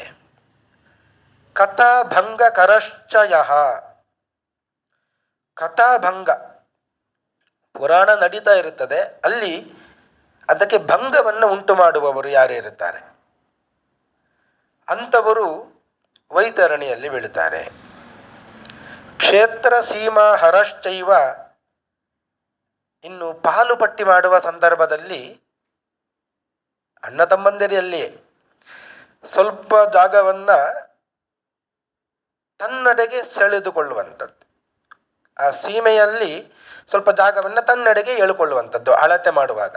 ಇಂಥವರು ಯಾರು ಇರ್ತಾರೆ ಅವರು ವೈತರಣಿಯಲ್ಲಿ ಬೀಳ್ತಾರೆ. ಯಶ್ಚ ಗೋಚರ ಕರ್ಷಕ. ಗೋಮಾಳ ಅಂತ ಇರುತ್ತದೆ, ಹಸುಗಳಿಗೆ ಅದು ಮೇಯಲು ಸ್ಥಾನ ಅಂತ, ಅದನ್ನೇ ನಾವು ಅಪಹರಣ ಮಾಡಿಬಿಡುತ್ತೇವೆ. ಅಂಥವರು ವೈತರಣಿಯಲ್ಲಿ ಬೀಳ್ತಾರೆ. ಬ್ರಾಹ್ಮಣೋ ರಸವಿಕ್ರೇತ ಯದಿ ಸ್ಯಾತ್ ವೃಷಲೀಪತಿ. ಬ್ರಾಹ್ಮಣರಾಗಿ ಹುಟ್ಟಿದ ಮೇಲೆ ಅವರು ರಸವನ್ನು ಮಾರಬಾರದು. ರಸ ಪದಾರ್ಥಗಳು, ಹಾಲು, ಮೊಸರು, ತುಪ್ಪ ಮೊದಲಾದವುಗಳು, ಈ ರಸ ಪದಾರ್ಥಗಳನ್ನು ಮಾರಬಾರದು, ವಿಕ್ರಯ ಮಾಡಬಾರದು ಅಂತ ಶಾಸ್ತ್ರ ಹೇಳುತ್ತದೆ. ಅಂಥದ್ದನ್ನು ಮಾಡಿದ್ದರೆ ಅವರು ವೈತರಣಿಯಲ್ಲಿ ಬೀಳುತ್ತಾರೆ. ವೇದೋಕ್ತ ಯಜ್ಞಾತ್ ಅನ್ಯತ್ರ ಸ್ವಾತ್ಮಾರ್ಥಂ ಪಶುಮಾರಕ. ಈಗಿನ ಕಾಲದಲ್ಲಿ ಇದು ಇಲ್ಲ. ಯಜ್ಞಕ್ಕಾಗಿ ಹಿಂಸೆ ಮಾಡಬಹುದಂತೆ, ಪಶು ಹತ್ಯೆ ಅಂತ ಹಿಂದೆ ಎಲ್ಲ ಇತ್ತು, ಯಜ್ಞಕ್ಕಾಗಿ ಮಾಡೋದು. ಅದರಿಂದ ಇವರು ಹಿಂಸೆ ಮಾಡಿದವನಿಗೂ ಸ್ವರ್ಗ, ಆ ಹಿಂಸೆ ಪಟ್ಟಂತಹ ಪ್ರಾಣಿಗೂ ಸ್ವರ್ಗ ಅಂತ. ಅದರಿಂದ ಅದು ಹಿಂದಿನ ಕಾಲದಲ್ಲಿತ್ತು. ಅದು ಹೊರತು ತಿನ್ನಬೇಕು ಅಂತ ಹೇಳಿ ಪಶುವನ್ನು ಹಿಂಸೆ ಮಾಡುವ ಹಾಗೆ ಇಲ್ಲ, ಯಜ್ಞಕ್ಕಾಗಿ ಮಾಡಬಹುದು ಅಂತ. ಯಾರು ತಿನ್ನಬೇಕು ಅಂತ ಮಾಡ್ತಾರೋ ಅವರು ವೈತರಣಿಯಲ್ಲಿ ಬೀಳ್ತಾರೆ. ಯಾವೈ ದುರಂದರ ಸರ್ವ ಧೌರೇಯಾಣಂ ಖಗಾಧಿಪ ಅತಸ್ತಸ್ಯಾಂ ಪ್ರಕ್ಷಿಪಂತಿ ವೈತರಣ್ಯಾಂ ಚ ಪಾಪಿನಃ. ಎಲ್ಲ ನರಕಗಳಲ್ಲಿ ಅದರಲ್ಲಿ ಕೂಡ ಮುಖ್ಯವಾಗಿ 21 ನರಕಗಳಲ್ಲಿ ಬಹಳ ದುಃಖ ಇರುತ್ತದೆ. ಆದರೆ ಎಲ್ಲ ನರಕಗಳಲ್ಲಿ ಇರುವ ದುಃಖಕ್ಕಿಂತ ಜಾಸ್ತಿ ದುಃಖ ಎಲ್ಲಿ ಅಂದರೆ ಅದು ಈ ವೈತರಣಿ ನದಿಯಲ್ಲಿ. ಅಂತಹ ವೈತರಣಿ ನದಿ ಭಯಂಕರವಾಗಿ ಇರುತ್ತದೆ, ದುಃಖದಾಯಕವಾಗಿರುತ್ತದೆ. ಅಂತಹ ಪಾಪಿಗಳನ್ನೆಲ್ಲ, ಇಷ್ಟೆಲ್ಲ ಏನು ಹೇಳಿದ್ದಾರೆ, ಇಂತಹ ಪಾಪಿಗಳನ್ನೆಲ್ಲ ಹೋಗಿ ವೈತರಣಿಯಲ್ಲಿ ಹಾಕಿಬಿಡ್ತಾರೆ.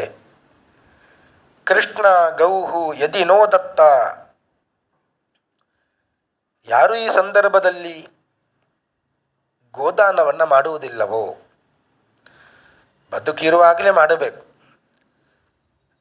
ಅಥವಾ ಗತಿಸಿದ ಮೇಲೆ ಅವರ ಮಕ್ಕಳಾದರೂ 6ನೆಯ ತಿಂಗಳಿನಲ್ಲಿ ಬರ್ತದೆ, ಅದು 171 ದಿವಸದಲ್ಲಿ ಬರ್ತದೆ, ಊನ ಷಾಣಮಾಸಿಕ ಅಂತ. ಆ ಕಾಲದಲ್ಲಿಯೇ ಅವರು ವೈತರಣಿಯ ಹತ್ತಿರ ಹೋಗಿರುತ್ತಾರೆ ಅಂತ.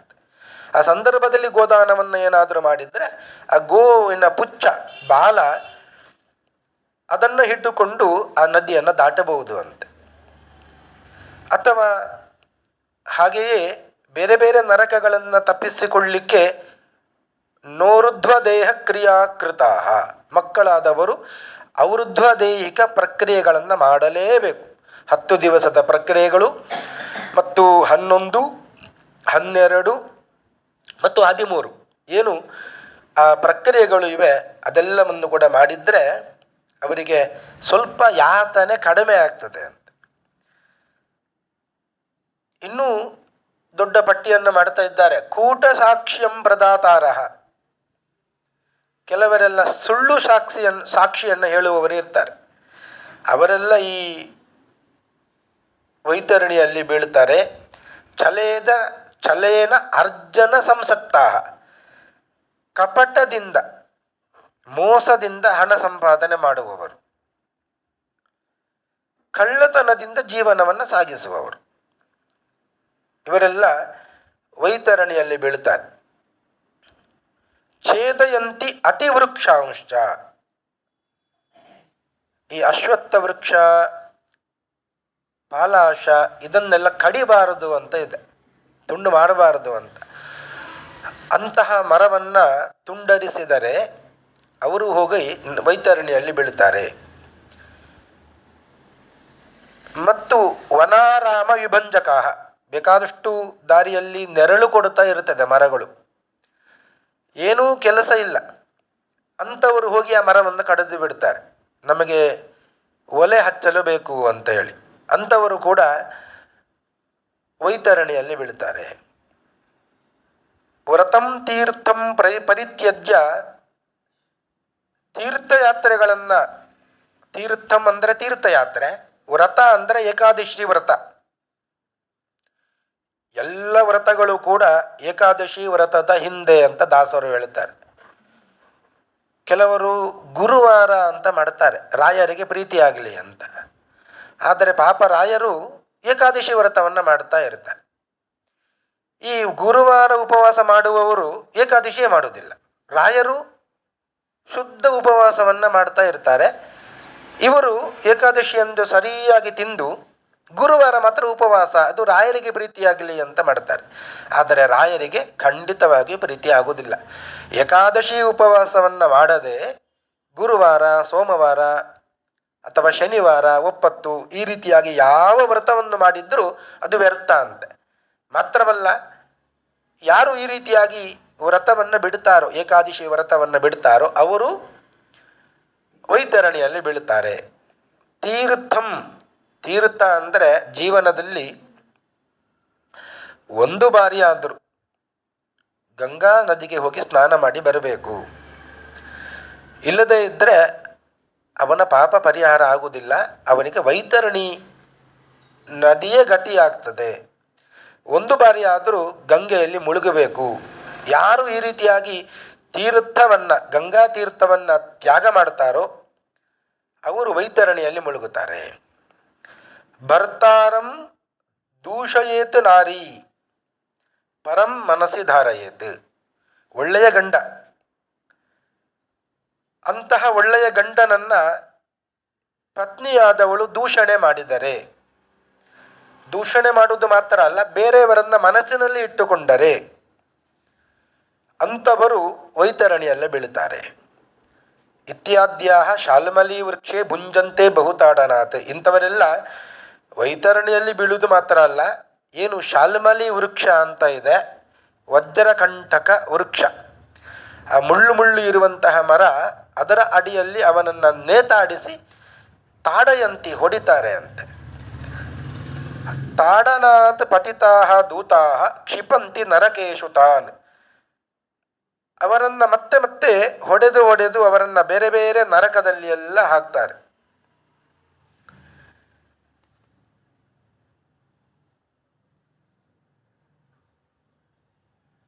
ನಾಸ್ತಿಕಾಹ ಭಿನ್ನ ಮರ್ಯಾದಾಹ ಕದರ್ಯಾಹ ವಿಷಯಾತ್ಮಕಾಹ.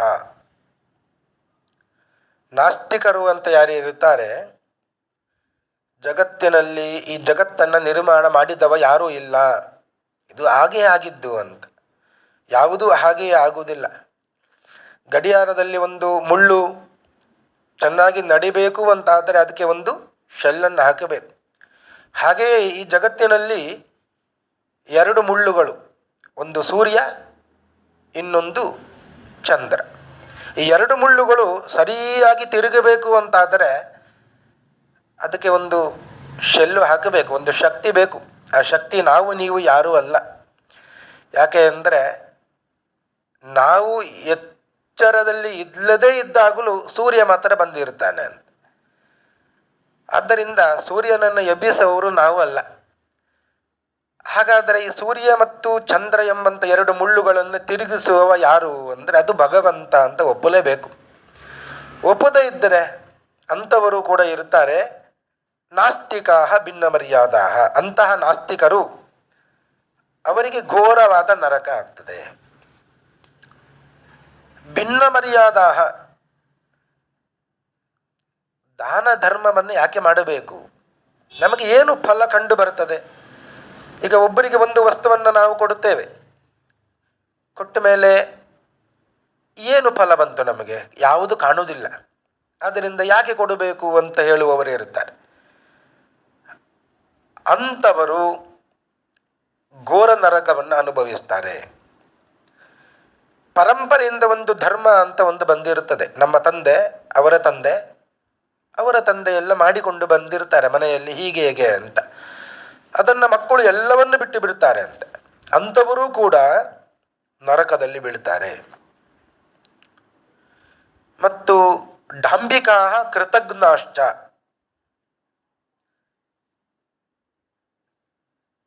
ಡಾಂಬಿಕರು ಕೆಲವೊಂದು ಗೊತ್ತಾಗಲಿ ಅಂತ ಮಾಡುವವರು, ತನ್ನಲ್ಲಿ ಇದೆ ಅಂತ ಗೊತ್ತಾಗಬೇಕು ಅಂತ ಮಾಡುವವರು ಯಾರಿರ್ತಾರೆ, ಡಾಂಬಿಕತನದಿಂದ. ಭಗವಂತ ಮೆಚ್ಚುವುದಿಲ್ಲ. ಭಗವಂತ ಮೆಚ್ಚುವಂಥದ್ದು ಬರೀ ಶ್ರದ್ಧೆ ಮತ್ತು ಭಕ್ತಿಗೆ ಮಾತ್ರ. ಅಂತಹ ಡಾಂಬಿಕರು ಯಾರಿರ್ತಾರೆ ಅವರು ಕೂಡ ಘೋರ ನರಕವನ್ನು ಹೊಂದುತ್ತಾರೆ. ಕದರ್ಯಾಹ, ತಮ್ಮ ಸ್ವಾರ್ಥಕ್ಕಾಗಿ ಬೇಕಾದಷ್ಟು ಬಳಸಿಕೊಳ್ಳುತ್ತಾರೆ. ಒಂದಲ್ಲ ಹತ್ತಲ್ಲ ಸಾವಿರಾರು ಧನವನ್ನು ಕೂಡ ಖರ್ಚು ಮಾಡ್ತಾರೆ. ಯಾಕೆ? ತಮಗಾಗಿ. ಒಂದು ಎರಡನ್ನು ಕೂಡ ಇನ್ನೊಬ್ಬರಿಗೆ ಕೊಡುವುದಿಲ್ಲ. ಇಂಥವರು ಸ್ವಾರ್ಥಕ್ಕಾಗಿ ಏನು ಮಾಡುವವರು ಇರುತ್ತಾರೆ, ಅವರು ನರಕವನ್ನು ಅನುಭವಿಸ್ತಾರೆ. ಕೃತಜ್ಞಾಶ್ಚ, ಮಾಡಿದ ಉಪಕಾರ ಸ್ವಲ್ಪವೂ ಮನಸ್ಸಿನಲ್ಲಿ ಇಟ್ಟುಕೊಳ್ಳದವರು, ಅರ್ಥಾತ್ ಅಪಕಾರ ಮಾಡುವವರು ಕೃತಜ್ಞರು. ಇವರೆಲ್ಲ ನರಕಗಾಮಿನಃ, ನರಕಕ್ಕೆ ಹೋಗ್ತಾರೆ. ಕೂಪಾನಾಂಚ ತಡಾಗಾನಾಂಚ ವಾಪೀನಾಂ ದೇವಸದ್ಮನಾಂ ಪ್ರಜಾಗೃಹಾಣಾಂ ಭೇತಾರಃ ತೇ ವೈ ನರಕಗಾಮಿನಃ.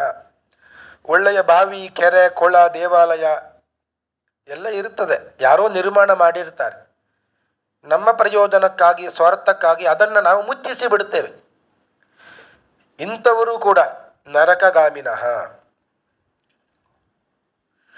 ವಿಸೃಜ್ಯ ಅಶ್ನಂತಿ ಯೇ ದಾರಾನ್ ಶಿಶೂನು ಭೃತ್ಯಾನ ತಥಾ ಗುರುನ್.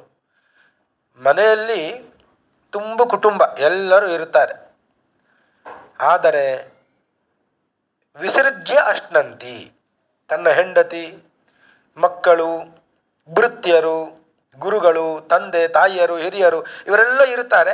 ಅವರೆಲ್ಲ ಇರುವಾಗಲೇ ಅವರ ಎದುರಲ್ಲಿಯೇ ಹೋಗಿ ತಾನು ಒಬ್ಬನೇ ಊಟ ಮಾಡೋದು, ಯಾರಿಗೂ ಕೊಡುವುದಿಲ್ಲ.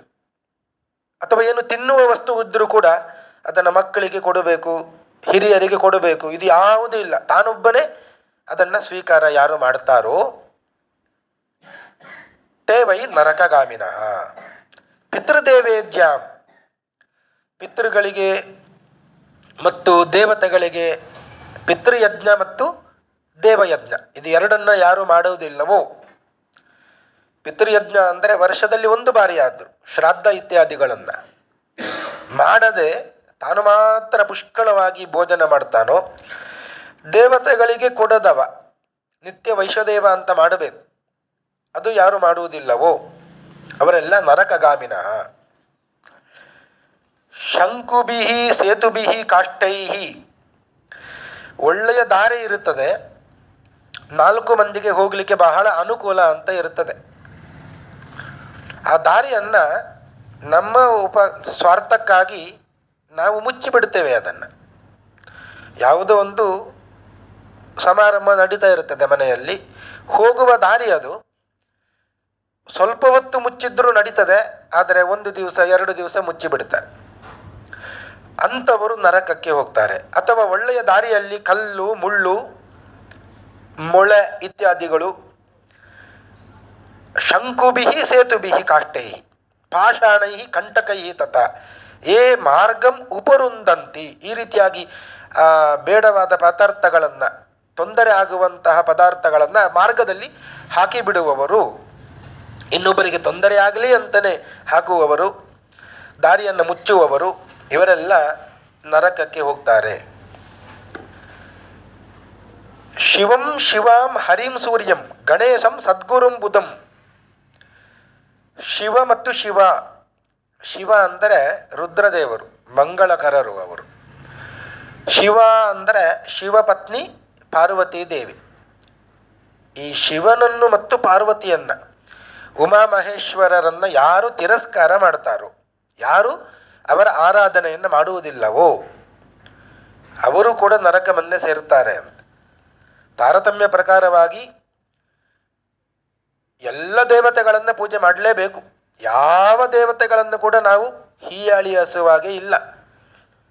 ಸರ್ವೋತ್ತಮನಾದ ಹರಿಯ ಪರಿಚಾರಕರು ಇವರೆಲ್ಲ ಅಂತ ಹೇಳಿ ಇವರ ಪೂಜೆಯನ್ನು ಕೂಡ ಮಾಡಬೇಕು. ಆದ್ದರಿಂದಲೇ ಶ್ರೀಮದಾಚಾರ್ಯರು ಹೇಳ್ತಾರೆ, ದಾಂಪತ್ಯ ಎಂಬುವಂಥದ್ದು ಚೆನ್ನಾಗಿ ಇರಬೇಕು ಅಂತಾದರೆ ಉಮಾಮಹೇಶ್ವರರನ್ನು ಪೂಜೆ ಮಾಡಬೇಕಂತ. ಉಮಾವೈ ವಾಕ್ ಸಮುದ್ದಿಷ್ಟ ಮನೋರುದ್ರ ಉದಾಹೃತಃ.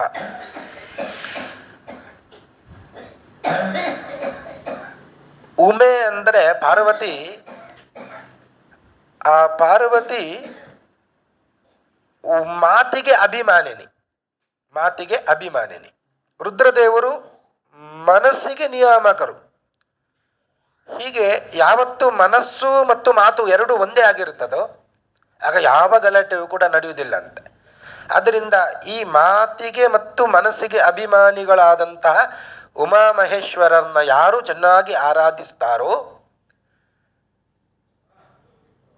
ತಯೋ ಮಿಥುನಂ ಜ್ಞಾತ್ವ ದಾಂಪತ್ಯಾತ್ ನ ಹೀಯತೆ, ಅವರ ದಾಂಪತ್ಯ ಎಂದೂ ಕೆಡುವುದಿಲ್ಲ ಅಂತ. ಆದ್ದರಿಂದ ಶಿವಂ ಶಿವಾಂ ಮತ್ತು ಸರ್ವೋತ್ತಮನಾದ ಹರಿ ಅವನನ್ನು ಕೂಡ ಪೂಜೆ ಮಾಡಬೇಕು. ಸೂರ್ಯಂ ರೋಗಾದಿ ಪರಿಹಾರ ಮಾಡುವವ ಸೂರ್ಯ, ಅವನನ್ನು ಕೂಡ ಆರಾಧಿಸಬೇಕು. ನಿತ್ಯ ಸೂರ್ಯಾರ್ಘ್ಯ ಅಂತ ಕೊಡುತ್ತಾರೆ ಉಪನಯನ ಆದ ಮೇಲೆ, ಅಥವಾ ಇತರೆ ಎಲ್ಲರೂ ಕೂಡ ಸೂರ್ಯ ನಮಸ್ಕಾರ ಅಂತ ಮಾಡುತ್ತಾರೆ. ಈ ರೀತಿಯಾಗಿ ಸೂರ್ಯನನ್ನು ಆರಾಧಿಸಬೇಕು. ಯಾಕೆ? ಆರೋಗ್ಯವನ್ನು ಕೊಡುವ ದೇವರು ಸೂರ್ಯ ಅಂದರೆ. ಆರೋಗ್ಯಂ ಭಾಸ್ಕರಾತ್ ಇಚ್ಛೇತ್. ಇನ್ನು ಗಣೇಶಂ ಎಲ್ಲರೂ ಪೂಜೆ ಮಾಡ್ತಾರೆ, ಅವನನ್ನು ಕೂಡ ಪೂಜೆ ಮಾಡಬೇಕು ಗಣಪತಿಯನ್ನು. ಯಾಕೆ ಅಂದರೆ ವಿಘ್ನ ನಿವಾರಕ ಅಂತ. ಒಳ್ಳೆಯ ಕಾರ್ಯ ಮಾಡುತ್ತೇನೆ ಅಂದರೆ ಅದಕ್ಕೆ ವಿಘ್ನನೇ ಬಂದರೆ ಒಳ್ಳೆಯ ಕಾರ್ಯ ನಡೆಯುವುದಿಲ್ಲ. ಆದ್ದರಿಂದ ಬರುವ ವಿಘ್ನಗಳ ನಿವೃತ್ತಿಗಾಗಿ ಗಣೇಶನನ್ನು ಪೂಜೆ ಮಾಡಬೇಕು. ಸದ್ಗುರುಂ ವಿದ್ಯೆ ನೀಡಿದ ಗುರುಗಳು, ಅವರನ್ನು ಪೂಜೆ ಮಾಡಬೇಕು. ಬುಧಂ, ಬುಧಂ ಅಂದರೆ ಜ್ಞಾನಿಗಳು, ಅವರನ್ನು ಪೂಜೆ ಮಾಡಬೇಕು. ನ ಪೂಜೆಯಂತೆಯೇ ಮಂದಾಹ, ಇವರನ್ನೆಲ್ಲ ಯಾರು ಮಂದರು ಮೂಢರು ಪೂಜೆ ಮಾಡುವುದಿಲ್ಲವೋ ತೇ ವೈ ನರಕಗಾಮಿನಃ, ಅವರೆಲ್ಲ ನರಕಕ್ಕೆ ಹೋಗಿ ಬೀಳುತ್ತಾರೆ. ಬ್ರಾಹ್ಮಣಾನಾಂ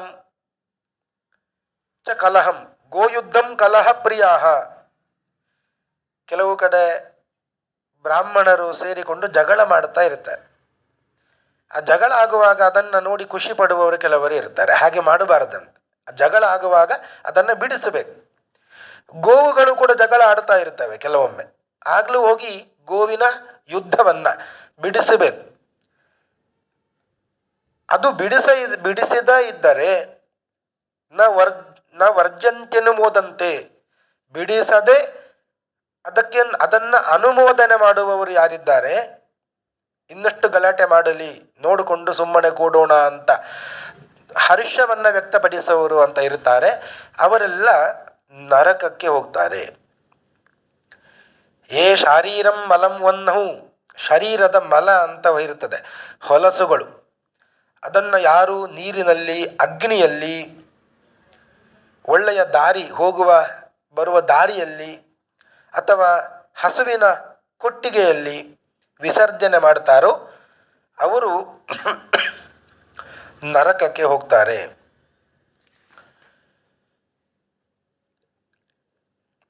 ಅಧ್ಯಾತ್ಮ ವಿದ್ಯಾದಾತಾರಂ, ಅಧ್ಯಾತ್ಮ ವಿದ್ಯೆಯನ್ನು ಯಾರು ಕೊಡ್ತಾರೋ ಗುರುಗಳು, ಮತ್ತು ತಥ ಪುರಾಣ ವಕ್ತಾರಂ, ಪುರಾಣವನ್ನು ಹೇಳುವವರು, ಅವರನ್ನೆಲ್ಲ ದೂಷಣೆ ಮಾಡಿದರೆ ಅವರೆಲ್ಲ ನರಕಕ್ಕೆ ಹೋಗ್ತಾರೋ.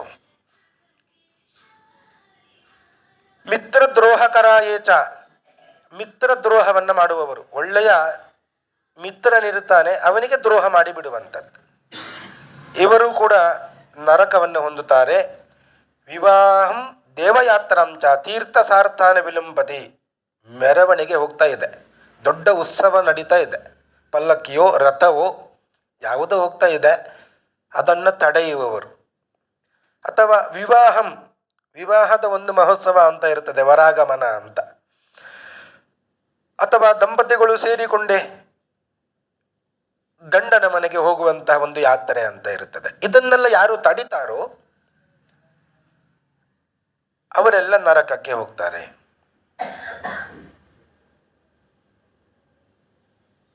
ಈ ಯಮದೂತರು ಇಷ್ಟೆಲ್ಲ ಪಾಪ ಮಾಡುವವರಿಗೆ ಶಿಕ್ಷೆಯನ್ನು ಕೊಡುತ್ತಾರೆ ಅಂತೆ. ಅಗ್ನಿನ ದಗ್ಧಗಾತ್ರೋಸೌ, ಬೆಂಕಿಯಲ್ಲಿ ಬೀಳಿಸ್ತಾರೆ, ಬಿಸಿ ಬಿಸಿಯಾದ ನೀರಿನಲ್ಲಿ ಮುಳುಗಿಸ್ತಾರೆ, ತೀಕ್ಷ್ಣವಾದಂತಹ ಚೂಪಾದಂತಹ ಮೊಳೆ ಈಟಿಗಳಿಂದ ಚುಚ್ಚುತ್ತಾರೆ. ಇದೆಲ್ಲ ಮಾಡುವಾಗ ಹಾಹಾಕಾರವನ್ನು ಹೇಳ್ತಾ ನೀರು ಬೇಕು ಅಂತ ಕೇಳ್ತಾರಂತೆ. ಪಾನೀಯಂ ಪಾತುಮಿಚ್ಚನ್, ಬಾಯಾರಿಗಾಗಿದೆ ನೀರು ಕೊಡುವಂತ. ಆಗ ಕುಡಿಲಿಕ್ಕೆ ನೀರು ಅಂತ ಕೊಡ್ತಾರೆ ಅಂತ, ಅದನ್ನು ಕುಡಿದ್ರೆ ಅದು ಉಷ್ಣವಾದ ತೈಲ ಆಗಿ ಇರ್ತದೆ, ಬಿಸಿಯಾದಂತಹ ಎಣ್ಣೆ ಆಗಿರುತ್ತದೆ. ಅದನ್ನೇ ಕುಡಿದಾಗ ಗಂಟಲೆಲ್ಲ ಮತ್ತೆ ಸುಟ್ಟು ಹೋಗ್ತದೆ ಅಂತ. ನೀರನ್ನು ಕುಡಿ ಅನ್ನವನ್ನು ತಿನ್ನು ಅಂತ ಕೊಡ್ತಾರೆ, ಆದರೆ ಅದು ಬಿಸಿ ಬಿಸಿ ಆಗಿರುವುದರಿಂದ ಇಡೀ ದೇಹವೇ ಸುಟ್ಟು ಹೋಗ್ತದೆ ಅಂತೆ.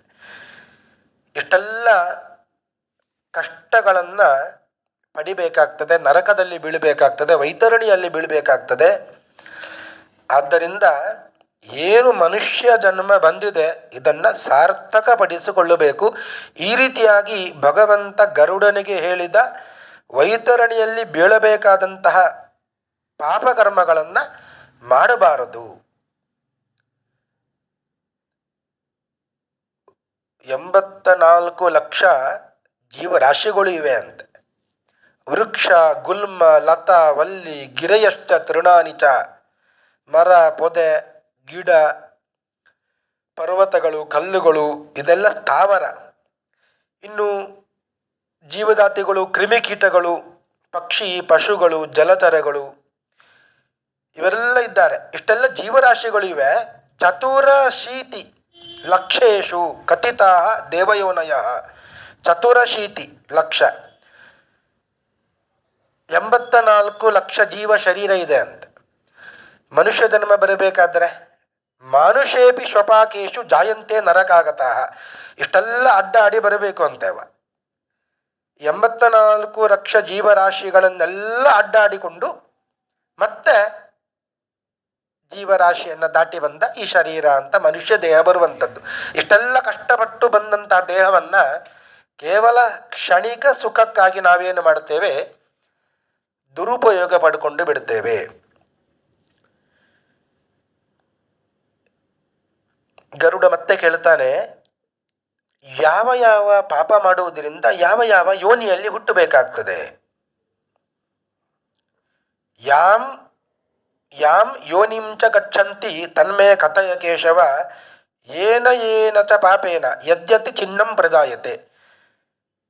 ಯಾವ ಪಾಪವನ್ನು ಮಾಡಿದವರಿಗೆ ಯಾವ ಜನ್ಮ ಬರ್ತದೆ ಅಂತ.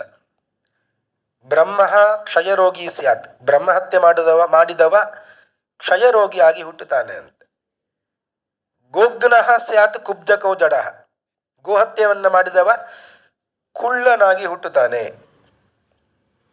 ಅಂದರೆ ಗೂನು ಬೆನ್ನಿನವನಾಗಿ ಹುಟ್ಟುತ್ತಾನೆ.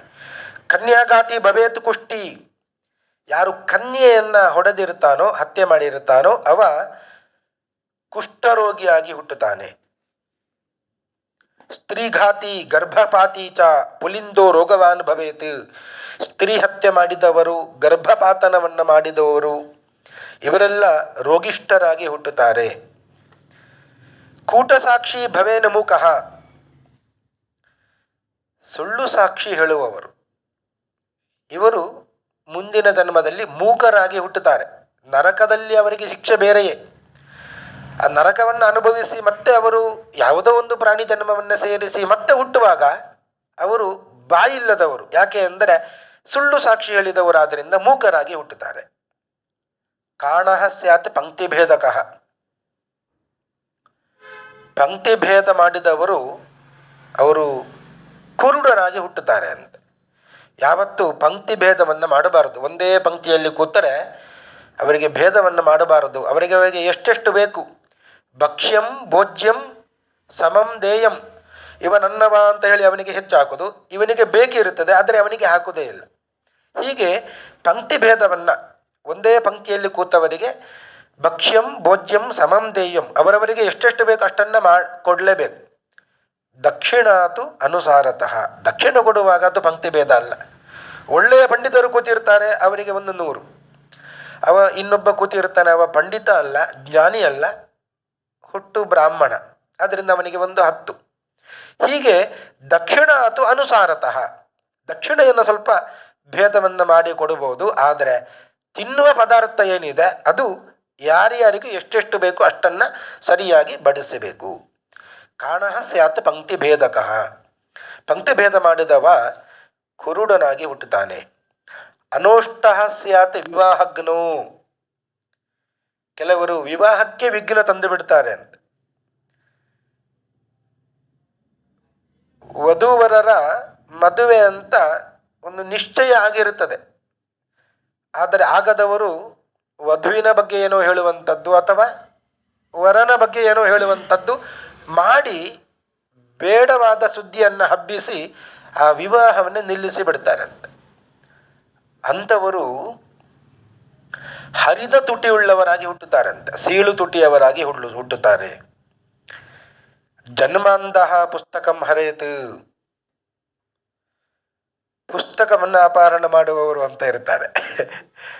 ಕೊಟ್ಟ ಪುಸ್ತಕ ವಾಪಸ್ ಕೊಡುವುದಿಲ್ಲ, ಅಥವಾ ಪುಸ್ತಕ ಯಾರದೋ ಇರುತ್ತದೆ, ತನಗೆ ಉಪಯೋಗ ಆಗ್ತದೆ ಅಂತ ಅದನ್ನು ಅಪಹರಣ ಮಾಡಿಬಿಡುವುದು, ಕೇಳದೆ ಹೇಳದೆ ಅದನ್ನು ಹೊತ್ತುಕೊಂಡು ಹೋಗಿಬಿಡುವಂಥವರು ಕುರುಡರಾಗಿ ಹುಟ್ಟಿಬಿಡ್ತಾರೆ ಅಂತೆ. ಜನ್ಮಾಂಧಃ ಪುಸ್ತಕಂ ಹರೇತ್, ಹುಟ್ಟು ಕುರುಡರಾಗಿ ಹುಟ್ಟಿಬಿಡ್ತಾರೆ.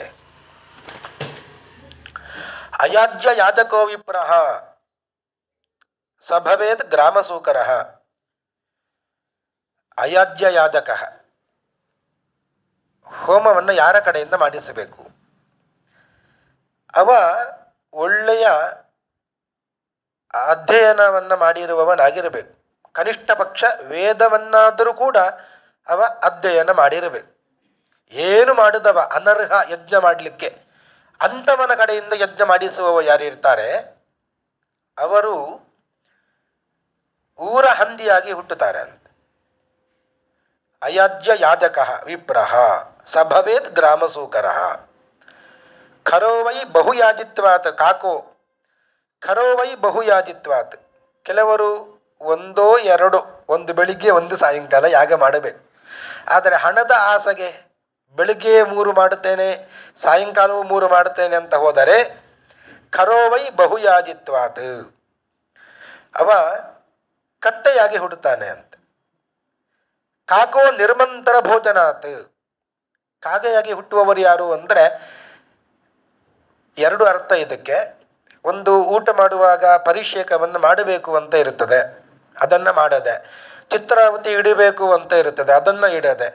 ಅಥವಾ ಮಂತ್ರ ಪುರಸ್ಸರವಾಗಿ ಆಪೋಷಣೆಯನ್ನು ತಗೊಳ್ಳದೆ, ಅಥವಾ ಪ್ರಾಣಾಹುತಿಗಳನ್ನು ಮಂತ್ರ ಪುರಸ್ಸರವಾಗಿ ಸ್ವೀಕರಿಸದೆ ಯಾರು ಊಟ ಮಾಡ್ತಾರೋ ಅಂಥವರು ಕಾಗೆಗಳಾಗಿ ಹುಟ್ಟುತ್ತಾರೆ. ಅಥವಾ ನಿರ್ಮಂತರ ಭೋಜನಾಥ ಅಂದರೆ ಆಹ್ವಾನವೇ ಇಲ್ಲ ಊಟಕ್ಕೆ, ಆದರೂ ಎಲ್ಲರೂ ಊಟ ಮಾಡ್ತಾ ಇದ್ದಾರೆ, ನಾನು ಹೋಗಿ ಊಟ ಮಾಡ್ತೇನೆ ಅಂತ ಊಟ ಮಾಡಿದರೆ ಅವ ಅದೇ ಜಾಗದಲ್ಲಿ ಮುಂದಿನ ಜನ್ಮದಲ್ಲಿ ಕಾಗೆಯಾಗಿ ಮೇಲೆಯಿಂದ ಕೂತಿರ್ತಾನೆ ಅಂತ. ಕಾಕೋ ನಿರ್ಮಂತರ ಭೋಜನಾತ್. ಗಾಯತ್ರೀಂ ನ ಸ್ಮರೇತಿ ಯಸ್ತು ಯೋನ ಸಂಧ್ಯಾಮುಪಾಸತೆ. ಬ್ರಾಹ್ಮಣನಾಗಿ ಅದರಲ್ಲಿಯೂ ಕೂಡ ಉಪನಯನ ಎಂಬ ಸಂಸ್ಕಾರವನ್ನು ಮಾಡಿಕೊಂಡು ಗಾಯತ್ರಿಯನ್ನು ಯಾರು ಬಿಟ್ಟಿರ್ತಾರೋ, ಗಾಯತ್ರಿಯನ್ನು ಯಾರು ಜಪ ಮಾಡುವುದಿಲ್ಲವೋ, ನ ಸ್ಮರೇತ್, ತ್ರಿಕಾಲದಲ್ಲಿ ಮಾಡಬೇಕು, ಆಗಲಿಲ್ಲ ಅಂದರೆ 2 ಹೊತ್ತು ಮಾಡಬೇಕು, ಬೆಳಿಗ್ಗೆ ಸಾಯಂಕಾಲ. ಅದೂ ಆಗಲಿಲ್ಲ ಅಂದರೆ 1 ಹೊತ್ತಾದರೂ ಮಾಡಬೇಕು. ನ ಸ್ಮರೇತ್, 1 ಹೊತ್ತು ಕೂಡ ಸ್ಮರಿಸುವುದಿಲ್ಲ ಅಂತ ಯಾರು ಇರ್ತಾರೋ ಸಭವೇತ್ ಬ್ರಾಹ್ಮಣ ಬಕಃ, ಅವ ಬಕಪಕ್ಷಿಯಾಗಿ ಹುಟ್ಟುತ್ತಾನೆ ಅಂತ. ಗುರುಂ ಹುಂಕೃತ್ಯ ತುಂಕೃತ್ಯ ವಿಪ್ರಂ ನಿರ್ಜಿತ್ಯವಾದತಃ. ವಿದ್ಯೆ ಹೇಳಿಕೊಟ್ಟ ಗುರುಗಳು ಅವರಿಗೆ ಹುಂಕಾರವನ್ನು ಮಾಡುವುದು, ಥೂಕಾರವನ್ನು ಹೇಳುವಂಥದ್ದು ಅವರಿಗೆ. ಇಂಥದ್ದೆಲ್ಲ ಮಾಡಿದವರು ಅರಣ್ಯೇ ನಿರ್ಜಲೇ ದೇಶೇ, ನಿರ್ಜಲವಾದ ಅರಣ್ಯದಲ್ಲಿ ಅವರು ಜಾಯತೆ ಬ್ರಹ್ಮರಾಕ್ಷಸ, ಬ್ರಹ್ಮರಾಕ್ಷಸಾಗಿ ಹುಟ್ಟುತ್ತಾರೆ ಅಂತ. ಪ್ರತಿಶ್ರುತಂ ದ್ವಿಜೇದಾನಂ ಅದತ್ವ ಜಂಬುಕೋ ಭವೇತ್. ಬ್ರಾಹ್ಮಣರಿಗೆ ಪ್ರತಿಜ್ಞೆ ಮಾಡಿರ್ತಾರೆ, ನಿನಗೆ ಈ ದಾನವನ್ನು ಕೊಡುತ್ತೇನೆ ಅಂತ, ಮಾತ್ರ ಕೊಡುವುದಿಲ್ಲ. ಅಂಥವರು ಜಂಬುಕೋ ಭವೇತ್, ನರಿಯಾಗಿ ಹುಟ್ಟುತ್ತಾರೆ ಅಂತ. ಸತಾಂ ಅಸತ್ಕಾರಕರ ಫೇತ್ಕಾರೋಗ್ನಿ ಮುಖೋ ಭವೇತ್. ಸಜ್ಜನರಿಗೆ ಸತ್ಕಾರ ಮಾಡದವರು, ಬರೀ ದುಡ್ಡಿದ್ದವರು ದುರ್ಜನರು ಬಂದಿದ್ದಾರೆ ಅಂದರೆ ಅವರಿಗೇ ಸತ್ಕಾರ. ಒಳ್ಳೆಯ ಸಜ್ಜನರು ಅಂತ ಇರ್ತಾರೆ, ಅವರನ್ನು ಬಿಟ್ಟು ಬಿಡುವುದು. ಹೀಗೆ ಮಾಡಿದರೆ ಅವರು ದುಷ್ಟ ಪಕ್ಷಿಯಾಗಿ ಹುಟ್ಟುತ್ತಾರೆ, ಅಗ್ನಿಮುಖ ಎಂಬಂತಹ ದುಷ್ಟ ಪಕ್ಷಿಯಾಗಿ ಹುಟ್ಟುತ್ತಾರೆ. ಮಾತಾಪಿತೃ ಗುರುದ್ವೇಷಿ ಭಗಿನಿ ಭ್ರಾತೃವೈರಕೃತ್ ಗರ್ಭೇಯೋನೋ ವಿನಿಷ್ಟ ಸ್ಯಾತ್ ಯಾವದ್ಯೋನಿ ಸಹಸ್ರಶಃ. ಇದು ಮುಖ್ಯವಾಗಿ ಬೇಕಾದ್ದು. ಮಾತಾ ಪಿತೃ ಗುರುದ್ವೇಷಿ, ಮಾತಾ ಅಂದರೆ ತಾಯಿ, ಪಿತೃ ಅಂದರೆ ತಂದೆ, ಮತ್ತು ಗುರು, ಈ ಮೂವರನ್ನು ಯಾರು ದ್ವೇಷ ಮಾಡ್ತಾರೋ, ತಂದೆ ತಾಯಿ ಗುರುಗಳನ್ನು. ಭಗಿನಿ ಭ್ರಾತೃವೈರಕೃತ್, ಅದರ ಒಟ್ಟಿಗೆ ಭಗಿನಿ ಅಂದರೆ ಸೋದರಿ, ಮತ್ತು ಭ್ರಾತೃ ಸೋದರರಲ್ಲಿ ವೈರಕೃತ್, ಯಾರು ವೈರವನ್ನು ತೋರಿಸ್ತಾರೋ ಅವರು 1000 ಜನ್ಮ ಹೊಂದಿದ್ದರೂ ಗರ್ಭದಲ್ಲಿಯೇ ಇರ್ತಾರೆ ಹೊರತು ಗರ್ಭವನ್ನು ಬಿಟ್ಟು ಹೊರಗೆ ಬರುವುದಿಲ್ಲ ಅಂತ. ಬಂದರೂ ಸತ್ತು ಬಂದಿರುತ್ತಾರೆ, ಗರ್ಭದಲ್ಲಿಯೇ ಇರ್ತಾರೆ. 1000 ಗರ್ಭವನ್ನು ಪ್ರವೇಶ ಮಾಡ್ತಾರೆ, ಮಾತ್ರ ಹೊರಗೆ ಬರುವುದಿಲ್ಲ, ಗರ್ಭದಲ್ಲಿಯೇ ಮರಣವನ್ನು ಹೊಂದುತ್ತಾರೆ. ಶ್ವಶ್ರೋರ್ ಗಾಲಿ ಪ್ರಧಾನಾರಿ ನಿತ್ಯಂ ಕಲಹಕಾರಿಣಿ. ಅತ್ತೆ ಮತ್ತು ಮಾವಂದಿರು ಅವರನ್ನು ಯಾರು ನಿಂದಿಸ್ತಾಳೋ ಅವಳು ನಿತ್ಯ ಕಲಹ ಮಾಡುವವಳು, ಅವಳು ಜಿಗಣೆಯಾಗಿ ಹುಟ್ಟುತ್ತಾಳೆ ಅಂತ. ಸಾ ದಲೌಕಾಚ ಯೂಕಾಸ್ಯಾತ್ ಭರ್ತಾರಂ ಭರ್ಸತೆ ಚಯ. ಹಾಗೆಯೇ ಪತಿಯನ್ನು ಹೀಯಾಳಿಸುವವಳು ಹೇನಾಗಿ ಹುಟ್ಟುತ್ತಾಳೆ ಅಂತ, ತಲೆಯಲ್ಲಿ ಇರುವಂತಹ ಹೇನಾಗಿ ಹುಟ್ಟುತ್ತಾಳೆ. ಹೀಗೆ ಹುಟ್ಟುವಾಗಲೂ ತುಂಬ ಕಷ್ಟ ಅಂತೆ. ಯಾಕೆ ಅಂದರೆ ಗರ್ಭದಲ್ಲಿ ಇರುವ ಒಂದು ದುಃಖ ಅದು ಯಾರಿಗೂ ಬೇಡ. ಮಲಮೂತ್ರಗಳಲ್ಲಿ ವಾಸ ಮಾಡುವಂಥದ್ದು ಗರ್ಭವಾಸದ ದುಃಖ. ಆ ಸಮಯದಲ್ಲಿ ಹಿಂದಿನ 100 ಜನ್ಮಗಳ ಸ್ಮರಣೆ ಬಂದು, ಭಗವಂತ ಯಾಕಾಗಿ ಈ ಕಷ್ಟವನ್ನು ನನಗೆ ಕೊಡ್ತಾ ಇದ್ದಿ, ನಾನು ಹೊರಗೆ ಬಂದ ಮೇಲೆ ನಿನ್ನ ಸ್ಮರಣೆ ಇಲ್ಲದೆ ಮತ್ತೆ ಏನು ನಾನು ಮಾಡುವುದಿಲ್ಲ, ನನಗೆ ಇದರಿಂದ ಮುಕ್ತಿಯನ್ನು ಕೊಡುವಂತ ಬಹಳ ವಿಲಾಪವನ್ನು ಪಡ್ತಾ ಇರ್ತಾನಂತೆ. ಇದು ಯಾವಾಗ? ಗರ್ಭದಿಟ್ಟು ಹೊರಗೆ ಬಂದ ಮೇಲೆ ಅವನ ಲೋಕವೇ ಬೇರೆಯಾಗಿರ್ತದೆ. ಗರ್ಭೆ ವ್ಯಾಧವು ಸ್ಮಶಾನೇ ಚ ಪುರಾಣೇ ಚ ಯಾ ಮತಿ ಭವೇತ್ ಸಾ ಯದಿ ಸ್ಥಿರತಾಂ ಯಾತಿ ಕೋನ ಮುಚ್ಚೇತ ಬಂಧನಾತ್. ಒಳ್ಳೆಯ ಮಾತನ್ನ ಗರುಡ ಪುರಾಣ ಹೇಳುತ್ತದೆ. ಗರ್ಭದಲ್ಲಿ ಇರುವಾಗ ಮನಸ್ಸಾಗ್ತದೆ, ಇನ್ನು ಈ ಗರ್ಭವಾಸ ಬೇಡ, ಈ ಗರ್ಭವಾಸ ಬರದ ರೀತಿಯಲ್ಲಿ ನನಗೆ ಮೋಕ್ಷವೇ ಬೇಕು, ಆ ರೀತಿಯಾಗಿ ಸಾಧನೆ ಮಾಡಬೇಕು ಅಂತ ಗರ್ಭದಲ್ಲಿ ಅಂದುಕೊಳ್ತಾನೆ. ವ್ಯಾಧಿ ಬಹಳ ರೋಗ ಬಂದಾಗ ಹಾಸಿಗೆಯಲ್ಲಿ ಮಲ್ಕೊಂಡಿರ್ತಾನೆ. ಎಲ್ಲರ ಕಡೆಯಿಂದ ಸೇವೆ ಮಾಡಿಸಿಕೊಂಡಿರುವಾಗ ಮನಸ್ಸಿಗೆ ಬರುತ್ತದೆ, ಇನ್ನು ಈ ಜನ್ಮ ಬೇಡ, ಸಾಧನೆ ಮಾಡೋಣ ಅಂತ. ಸ್ಮಶಾನಕ್ಕೆ ಹೋಗಿ ಅಲ್ಲಿ ಇರುವಾಗ ಅಂದುಕೊಳ್ತಾನೆ ಅಂತೆ, ನಿನ್ನೆ ಹುಟ್ಟಿದೆ, ಇವತ್ತು ಬದುಕಿದೆ, ನಾಳೆ ಇಲ್ಲ, ನಮ್ಮದು ಜೀವನ ಅದು ಶಾಶ್ವತ ಅಲ್ಲ, ಇನ್ನಾದರೂ ಈ ಆಸೆ ಲೋಭ ಇದನ್ನೆಲ್ಲ ಬಿಟ್ಟು ಬಿಡೋಣ ಅಂತ ಮನಸ್ಸು ಅಲ್ಲಿ ಬಂದಿರುತ್ತದೆ. ಪುರಾಣವನ್ನು ಕೇಳುವಾಗ ಎಲ್ಲ ಬರ್ತದೆ. ಪುರಾಣವನ್ನು ಬಿಟ್ಟು ಮತ್ತೆ ವಾಪಸ್ ಹೋಗುವಾಗ ಪುರಾಣದಲ್ಲಿ ಹೇಳಿದ ಒಂದು ಮಾತು ಕೂಡ ತಲೆಯಲ್ಲಿ ಇರುವುದಿಲ್ಲ. ಹೀಗೆ ಗರ್ಭದಲ್ಲಿ ವ್ಯಾಧಿ ಬಂದಾಗ, ಸ್ಮಶಾನದಲ್ಲಿ ಪುರಾಣ ಕೇಳುವಾಗ ಯಾ ಮತಿ ಭವೇತ್, ಯಾವ ಬುದ್ಧಿ ಇದೆಯೋ ಆ ಬುದ್ಧಿ ಯದಿ ಸ್ಥಿರತಾಂ ಯಾತಿ, ಒಂದು ವೇಳೆ ಸ್ಥಿರವಾಗಿ ಇದ್ದರೆ ಯಾರಿಗೆ ತಾನ ಬಂಧನದಿಂದ ಬಿಡುಗಡೆ ಸಿಗೋದಿಲ್ಲ. ಕುರಂಗ ಮಾತಂಗ ಪತಂಗ ಭೃಂಗ ಮೀನ ಹತಾಹ ಪಂಚಬರೇವ ಪಂಚ. ಈ 5 ಪ್ರಾಣಿಗಳು 5 ವಿಷಯಕ್ಕೆ ಮಾರು ಹೋಗಿ ಸಾಯ್ತವೆ ಅಂತ. ಕುರಂಗ ಅಂದರೆ ಜಿಂಕೆ, ಶಬ್ದವನ್ನು ಕೇಳುತ್ತದೆ, ಅಂದರೆ ಒಳ್ಳೆಯ ಹಾಡು, ಅದನ್ನು ಕೇಳಿ ಅದರ ಹತ್ತಿರ ಹೋಗ್ತದೆ. ಬೇಟೆಗಾರ ಹಾಡಾಡುವಂಥದ್ದು, ಅವನ ಬಳಿಗೆ ಹೋಗಿ ಸಿಕ್ಕಿ ಬೀಳುತ್ತದೆ, ಸಾಯ್ತದೆ. ಆನೆ ಈ ಸ್ಪರ್ಶಕ್ಕೆ ಒಳಗಾಗ್ತದೆ, ಬಾಳೆಗಿಡದ ಸ್ಪರ್ಶಕ್ಕೆ ಒಳಗಾಗಿ ಹೋದರೆ ಅಲ್ಲಿ ಕೆಡ್ಡಕ್ಕೆ ಬಿದ್ದು ಬಿಡುತ್ತದೆ. ದೀಪದ ಹುಳು ಶಬ್ದ ಸ್ಪರ್ಶ ರೂಪವನ್ನು ನೋಡಿ, ಆ ದೀಪವನ್ನು ನೋಡಿ ಬಹಳ ಆಸೆಯಾಗಿ ಹತ್ತಿರ ಹೋಗ್ತದೆ, ಸತ್ತು ಹೋಗ್ತದೆ. ಶಬ್ದ ಸ್ಪರ್ಶ ರೂಪ. ರಸ ಭ್ರಮರ ದುಂಬಿ ರಸದ ಆಸೆಯಿಂದ ಹೋಗಿ ಅಲ್ಲಿ ಸಾಯ್ತದೆ ಅಂತ. ಇನ್ನು ಶಬ್ದ ಸ್ಪರ್ಶ ರೂಪ ರಸ ಗಂಧಕ್ಕೆ ಮರುಳಾಗಿ ಮೀನು ಗಾಳವನ್ನು ಹಾಕಿದಾಗ ಏನೋ ಒಂದು ಪರಿಮಳ ಬಂತು ಅಂತ ಅದರ ಹತ್ತಿರಕ್ಕೆ ಬಂದರೆ ಗಾಳಕ್ಕೆ ಸಿಕ್ಕಿಕೊಂಡು ಸಾಯುತ್ತದೆ. ಹೀಗೆ ಪ್ರತಿಯೊಂದು ಪ್ರಾಣಿಗಳು ಕೂಡ, ಬೇರೆ ಬೇರೆ ಪ್ರಾಣಿಗಳು ಬೇರೆ ಬೇರೆ ವಿಷಯಕ್ಕೆ ಮರುಳಾಗಿ ಸಾಯ್ತಾವೆ. ಮನುಷ್ಯ ಮಾತ್ರ ಹಾಗಲ್ಲ, ಅವನಿಗೆ ಶಬ್ದವೂ ಬೇಕು, ಸ್ಪರ್ಶವೂ ಬೇಕು, ರೂಪವೂ ಬೇಕು, ರಸವೂ ಬೇಕು, ಗಂಧವೂ ಬೇಕು, 5 ಕೂಡ ಇದೆ. ಅಂಥವ ಸಾಯದೇ ಇರುತ್ತಾನ? ಖಂಡಿತವಾಗಿಯೂ ಅವ ಸಾಯುತ್ತಾನೆ.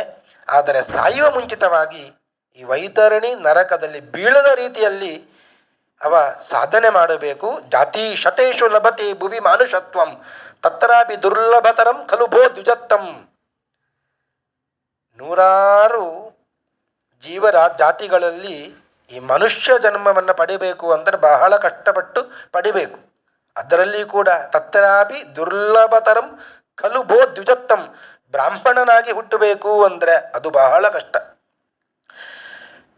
ಅಂತಹ ಮನುಷ್ಯತ್ವ ಮತ್ತು ಬ್ರಾಹ್ಮಣ್ಯ ಬಂದಾಗ ಅದನ್ನ ಯಹ ತತ್ ನ ಪಾಲಯತಿ ಲಾಲಯತಿ ಇಂದ್ರಿಯಾಣಿ, ಅದನ್ನು ಪಾಲನೆ ಮಾಡದೆ, ಅದನ್ನು ಸಾರ್ಥಕಪಡಿಸಿಕೊಳ್ಳದೆ ಯಾರು ದುರುಪಯೋಗ ಪಡಿಕೊಳ್ಳುತ್ತಾರೋ ಅವರು ಕೈಗೆ ಬಂದ ಅಮೃತವನ್ನು ವ್ಯರ್ಥ ಮಾಡಿದಂತೆ ಅಂತ ಗರುಡ ಪುರಾಣ ನಮ್ಮನ್ನು ಎಚ್ಚರಿಸ್ತಾ ಇದೆ ಅಂತ ಹೇಳ್ತಾ ಇವತ್ತಿನ ಉಪನ್ಯಾಸವನ್ನು ಮುಗಿಸ್ತಾ ಇದ್ದೇನೆ. ಶ್ರೀ ಕೃಷ್ಣಾರ್ಪಣಮಸ್ತು.